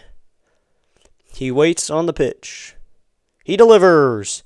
And Wood takes a fastball in there. Or sinker in there, called strike one. Looked a little inside. It looks like Trevor McGill is warming up in the pen for the Brewers. He's throwing lightly. Here's the 3-1 to Wood. Wood takes a ball low and looks like an ABS challenge here from Contreras. That was low, I think, but we'll get the pitch here. So that looked low. Would be load the bases, and the pitch is a strike. So it's turned over, and that'll fill up the count to 3-2. Wow, just barely touching. Now it's a 3-2 count. Wood thought he had the walk. He's going to have to step back in. Contreras has been good with these challenges lately. Wood now on a 3-2 count. Not afraid to hit with 2 strikes, though. He's done it well recently. The pitch. Wood swings and grounds this one foul. We'll do 3-2 again. Wood is a really big dude. I'll just say that. 6'7", all power in that build. So I'm assuming the Nationals might see Schultz for the 9th inning. I could assume we're seeing him. I think that'd be a good assumption. Here's the pitch, and Wood swings and misses at a curveball in the zone. Strikeout number 4 for Aaron Ashby out of the pen. He's doing well. And now that'll bring up Luis Garcia Jr. with runners on first and second. I'm wondering now what those chances are for the Nationals to win this game. Now it's probably down to 4%. Here's the pitch to Garcia. Garcia swings and grounds this one to the first baseman. He'll have to go to first, and Garcia can't beat it. That'll be a 3-1 ground out for out number 2. Moves Millis up to second, Millis up to third, and Young up to second base. So 2 runners in scoring position now. And that'll bring up Curtis Mead, who's been a powerful hitter. 4 home runs in the season, .215 average, 12 RBIs with a .772 OPS.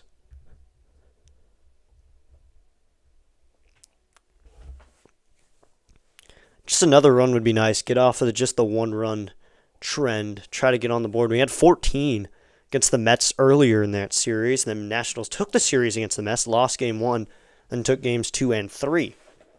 So they took a series win last series out.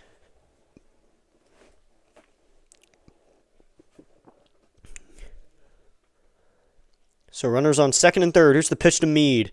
Mead swing, broken bat down the first base line, foul. Back up to 98, too few outs left. Yeah, I understand that we have 4 outs to play with now. And that broke the bat. Mead's going to need a new one. Get some fresh pine tar on there. That hit the barrel right off. Didn't even hit the barrel. Hit the pine tar area is where it broke off. Mead 0-1, 2 outs with runners on second and third.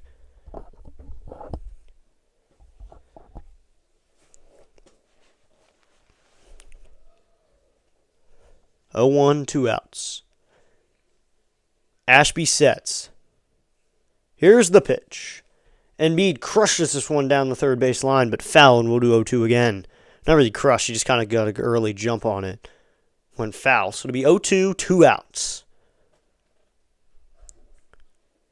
We got a pretty good game for you right here on District Nation. 6-1 lead for the Brewers, but the Nationals love coming back in games. Here's the 0-2. Inside, ball 1. Just barely missed Mead that time. He got out of the way, and it'll be a 1-2 count now. 1-2, 2 outs. Ashby sets. Here's the pitch to Mead.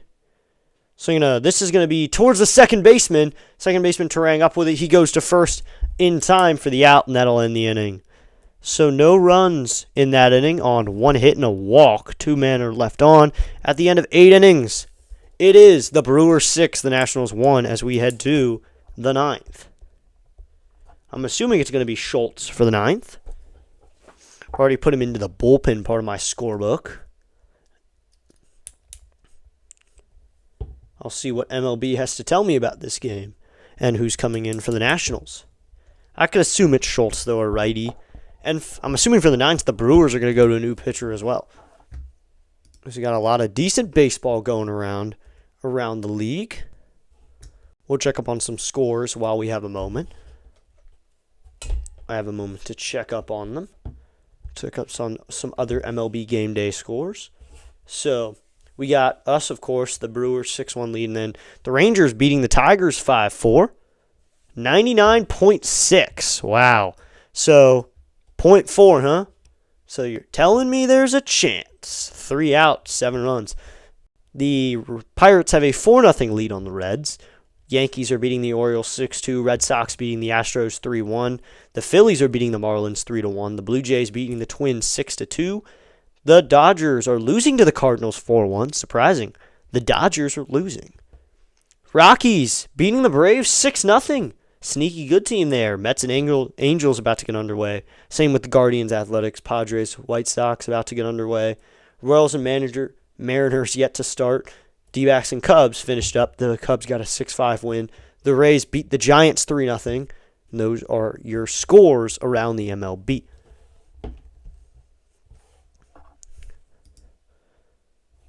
if only the Braves had hit a grand slam a bit ago and were up, say, 12-1, then we could see a position player coming in for the ninth.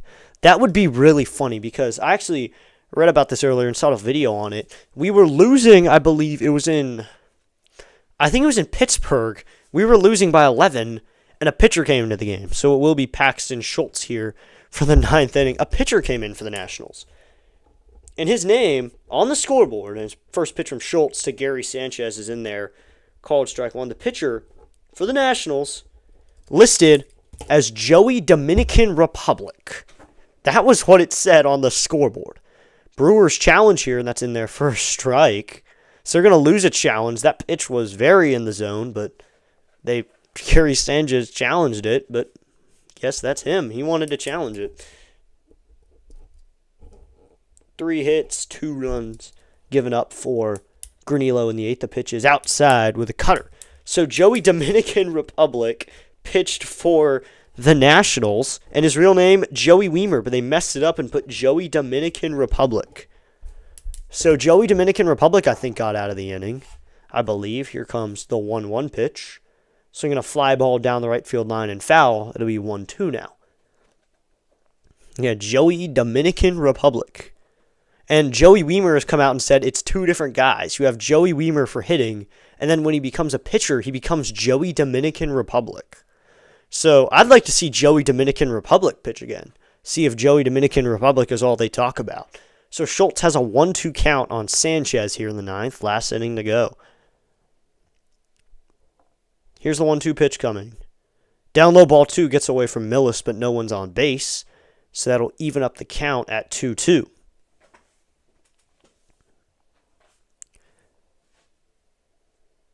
Great mess up. Yep. Amazing mess up. Legendary mess up there.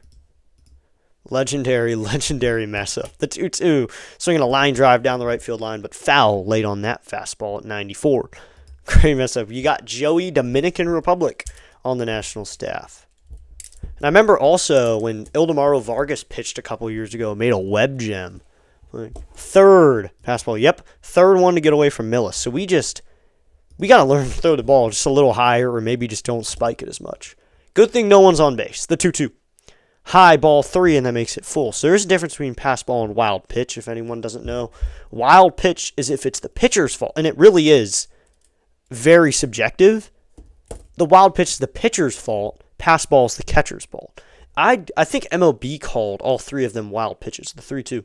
Swinging a fly ball. This is to shallow center, coming in as Young a few steps. He's under it, makes the catch for out number 1 to retire Sanchez, the only hitter who did not hit back in the 8th inning. So now that'll bring up Sal Frelick, the right fielder, who got the rally going for the Brewers. That got him 2 runs back in the 8th. Nationals Park now pitch black in D.C. All the lights are lit up. I want a home run, though, so we can get a watch it fly and we can get the light show. Here's the first pitch to Sal Frelick is just outside, ball 1. So the Brewers are out of challenges after that terrible Gary Sanchez challenge as a hitter. So Nationals can steal some calls. Schultz sets. The 1-0 is in there, called strike 1 with a fastball, and that evens up the count at 1-1. So the Brewers are working on a 2-hitter into the 9th. And the Nationals are working on a 11-hitter here in the 9th. And they've given up. They've working on a 6-runner. The 1-1. Check swing. Did he go? No, says third base umpire Sherwater, who gives a call the Brewers' way a little bit. So it'll be a 2-1 count. 2-1, 1 out. Schultz wears number 75. It seems like all the numbers out of the pen for the Nationals look like tight ends, and they are tight ends. You got 70, so that's O lineman, I believe. Here's the 2-1, and that is grounded back to Schultz. A nice jumping play, and he'll flip it up to first in time to get Sal Frelick. Nice play there by Schultz. He leaped up, made a nice catch, and then flipped it up to the first baseman running down the line. Sets out number 2 from Schultz, who's been a reliable arm recently. Hasn't been too bad. He's been an arm that will go out and get us a few outs. So the Brewers are 1 game ahead of the Pirates, who are 16-16. They're 16-15. Schultz sets. He will now face Perkins. The first pitch is grounded to the first baseman, Meade. He will flip it up. Oh, no, he doesn't. And there's an error. Wow. Curtis Meade with a bad error there puts Perkins on to first base. He tried to make a flip play there with his glove, I think, and he's kind of flipped it into the abyss. So they're going to give him, did they give him a single there? No, they're going to give him an error.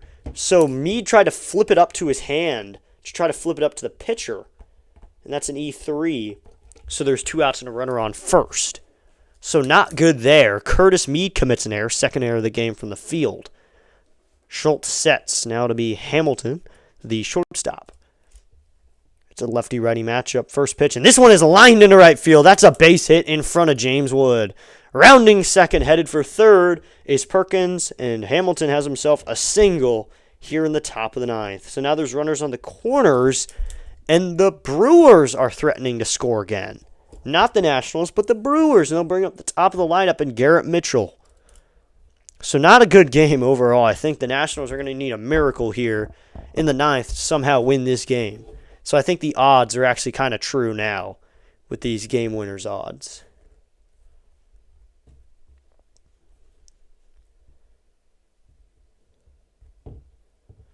We will need someone behind us to help us out. Here's the pitch, and that is in there. Called strike one, throw down to second. Not in time. They're going to go to third. He's in there safely. So they went to third on third. Jeez, yeah, I mean, giving up 2 hits. Is this what we're going to watch tomorrow? I mean, I don't really... We're going to probably have to watch this tomorrow. Stolen base that time by Hamilton, and then Abrams fired over to third. So now there's runners in scoring position on second and third.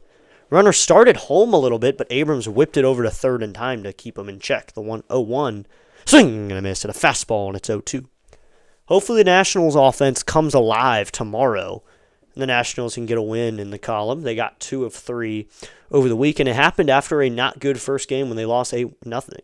So they can bounce back. The Nationals have proved that. They're willing to bounce back. Here's the 0-2. Just high, ball 1 with a fastball. That'll make it a 1-2 count.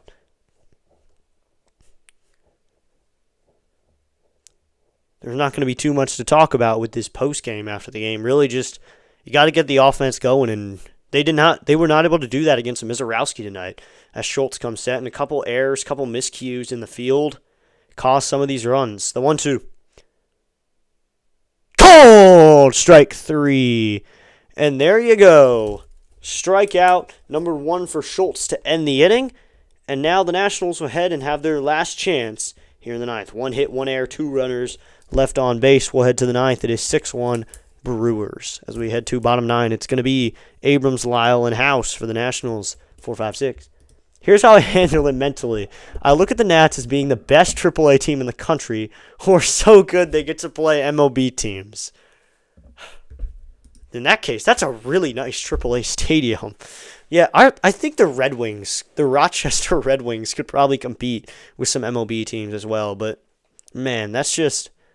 I think that's a good way to see it. We're just a AAA team who is really good.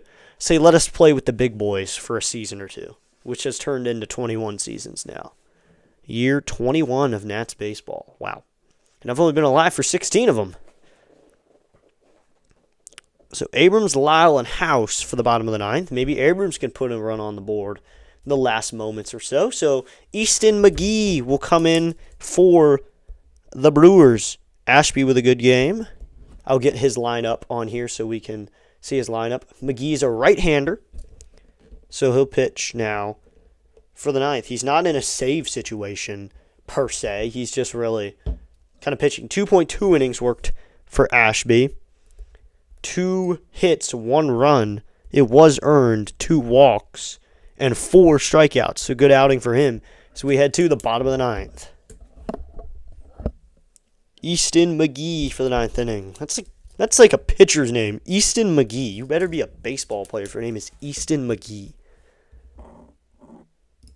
At least you have a World Series. Brewers, OMG. Yeah. We have a World Series recently. I mean, now it's 7 years ago, so that's hard to think about. Easton McGee, 6 runs, 12 hits for the Brewers. 1 run, 2 hits for the Nationals with 2 errors. Easton McGee only has 1 game this season. So this will be his second game of the season. He hasn't given up a run. He has a whip of 1. So at bottom 9, it'll be C.J. Abrams to lead it off. Some fans are starting to walk away. You can't walk away in the 9th inning of a game. You got to stick with them. So it'll be Abrams to hit bottom 9. If a bad pitcher's on the mound, couple watch it flies, we're back in this game. I'm just going to say that here. Coming set is McGee. Abrams is 0 for 2 on the day. The pitch to Abrams is in there, called strike 1 with a cutter. He's drawn a walk and scored when he drew that walk back in the 7th. Lyle had doubled, sent him to 3rd, and then House had an RBI ground out that scored him. Here is the 0-1 pitch. Abrams takes a curveball low and in. That'll even up the count at 1-1. 1-1, no outs. Here, bottom 9. Coming set is McGee. Here's the 1-1. And Abrams swings and lines it down the right field line, but that is foul. It'll be a 1-2 count now. Got a good piece of that one, but he just fouls it down the right field line. Thanks to everyone who's tuned in already. Maybe we get a comeback here. Maybe we have to stay for a little longer. So you're telling me there's a chance. There's the tiniest chance. The 1-2. Abrams swings and misses at a curveball. So there you go. Strikeout number 1 for Easton McGee. First 2 Brewers pitchers have sub-3 ERAs. None of the Nats pitchers in this game have ERAs below 3. Schultz is the only one even close at 3.27. Yeah, there is no way we're going to do that. Before the game's over, I'll say thanks for a great show. Thank you, Mr. Connors, for that nice comment, and thanks for hanging out with me the entire game. First pitch to Dalen Lyle. Lyle takes a sinker outside, and it's a 1-0 count. Thanks for tuning in today for this Nats game. Thanks for watching the Nats get pummeled so far, unless they can find something here in the bottom of the 9th. McGee sets. The 1-0 to Lyle. He check swing, fouls it off on the cutter, and it's a 1-1 count. This is interesting. Schultz is the only one close at 3.27. Yeah, the other guys have sub-3s, because you have Mizorowski, Ashby, who's really good, and then McGee, who's only in his 2nd game. So it'll be a 1-1 count here. Here's the pitch to Lyle. Lyle takes outside with a cutter and high, so it'll be a 2-1 count. 2-1, 1 out. McGee wears number 50 for the Brewers in their very ugly baby blue unis. Hopefully they just wear the road grays tomorrow. It'd be better that way. The 2-1. Lyle, check swing. No, he didn't, says third base umpire Sherwater. That's been something good. The Nationals the umpires haven't really been biased tonight, really not favoring either team. So to be 3-1, 1 out. Here's the pitch. Swinging a foul back, and we'll do 3-2 now. 3-2, 1 out. Bottom of the 9th inning. Indeed, no baby blues. Yep. A song I recently heard on the radio on the highway is called Put Those Baby Blues Away. Let's put those baby blues away. Let's get back to the road grays today. Here's the pitch. And Lyle takes inside, and he's going to draw a walk on the curveball. So the Nationals are not done yet. They draw a walk, and that'll bring up Brady House, the runner on base. House 0 for 2 on the day. 2 hits total in this game. 1 from Lyle, the other from Young. So Lyle manages to get on base twice in this game. Didn't think someone could do that tonight. On base twice after a hit and a walk. So now to be Jose Tena to pinch hit for Brady House in this situation. Tena in the 10th inning of the extra inning game last week managed a bomb. So why not have some fun, Tena? Tena loves hitting for power. So I'll go ahead and end that poll so you guys see the final results there. Thanks to everyone who voted. Here's the pitch, and Tena swings and misses at a cutter in the zone, and it's 0-1. So you can just see the results of the poll. Thanks to everyone who voted and helped out make the poll a good poll. So to be 0-1, 1 out. I hope some more people would vote Foster, but I guess no one likes Foster Griffin as much. Our best pitcher, the 0-1. And Tena takes a cutter top part of the zone, and that evens up the count at 1-1. Thanks to everyone who's tuned in. Thank you, Mr. Connors, for staying the entire game and chatting the entire game. Thanks also to Paul for chatting. All the people who tuned in today, if I didn't name you. Here's the 1-1. Swinging a foul back, and we'll do 1-2 now with 1 out. And I will see you all on Sunday when we come back around 1 o'clock. I'll get the exact time for those who want it at our closeout here when we sign off. But here we go. Here's the 1-2 count. The pitch to Tana, just outside. I think by this point the Brewers are going to win unless the Nationals have an absolutely crazy comeback. It looks like Abner Uribe is in the pen for the Brewers. Just getting loose, maybe just in case. Just the smallest in case. Here's the pitch. So in a ground ball, that's at the second baseman. He goes to second for one. Back to first in time, and this game is over. A double play to end it on 4-6-3. Tana is sent down. So there you go. That ends it. A double play ends it. And the Brewers take a 6-1 game lead. I'll be back, God willing. Thank you, Paul, for tuning in tonight. I will see you Sunday if you can come for the Nationals Brewers finale. So it looks like, are we going to get a challenge? They're going to challenge the double play. Might as well use it. I mean, if you don't use it, you'll lose it. So Butera's going to challenge it just in case. And looks like he may be out. Sarcasm, maybe. Yeah, they're just going to challenge it just in case. Maybe take a look. Butera, are we going to win tomorrow? Any predictions? I take the Nationals winning 5-1. Give me 5-2 because Foster Griffin's on the mound, so I'll take 5-2. Everyone's watching it here, making sure they're getting the right call. So they got Lyle out, who slid, and then they went to first. I'd like an angle from the back. So, okay, maybe Strasburg comes back. Yeah, I don't think Strasburg would ever come back. If we have an angle from the back, it'd be better. So the call is confirmed. He's out. So both runners are out. That'll end the game. So it's a 4-6-3 double play to end it. And the Nationals lose this one 6-1. So a couple final thoughts as we are wrapping up today's stream. I'll also give you your time for tomorrow's stream so you can tune in for that as well. Thank you so much to everyone who tuned in today as well, as I'm getting ready to finish our sign-off and find you a redirect link. I'll get you that in a second. Sorry, I said again. I'm trying to say less of that on the broadcast, but I'll get you a redirect link. Thank you so much to everyone who tuned in. Just some final thoughts here before we go out. The Nationals just need to get the offense going. I think that's the most important thing, is get the offense going. It looks like he's streaming some hockey now, so I know where I'm sending you. So, just the Nationals need to get the offense going.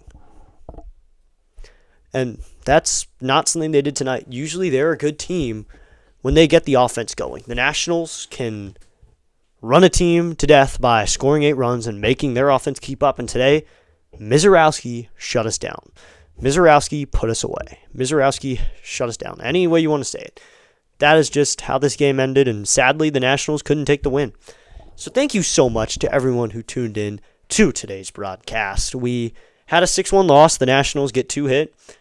That is something they need to work on. Tomorrow, maybe the Nationals get a few more hits, score a few more runs. Sunday, score a lot of runs, win the game. Also, have a great night. This was awesome. I will be there. Thank you, Mr. Paul, for tuning in. And here we go. I got you guys a redirect link in case you want to go over to another channel for the rest of the night. You can head over to Thomas Fitzpatrick Sports Channel. Thank you so much for tuning in today. Thanks for making my day a little bit better by coming in and hanging out with me and talking baseball. I enjoyed talking baseball with every single one person who came through, and a little Star Wars talking there too. We will be back.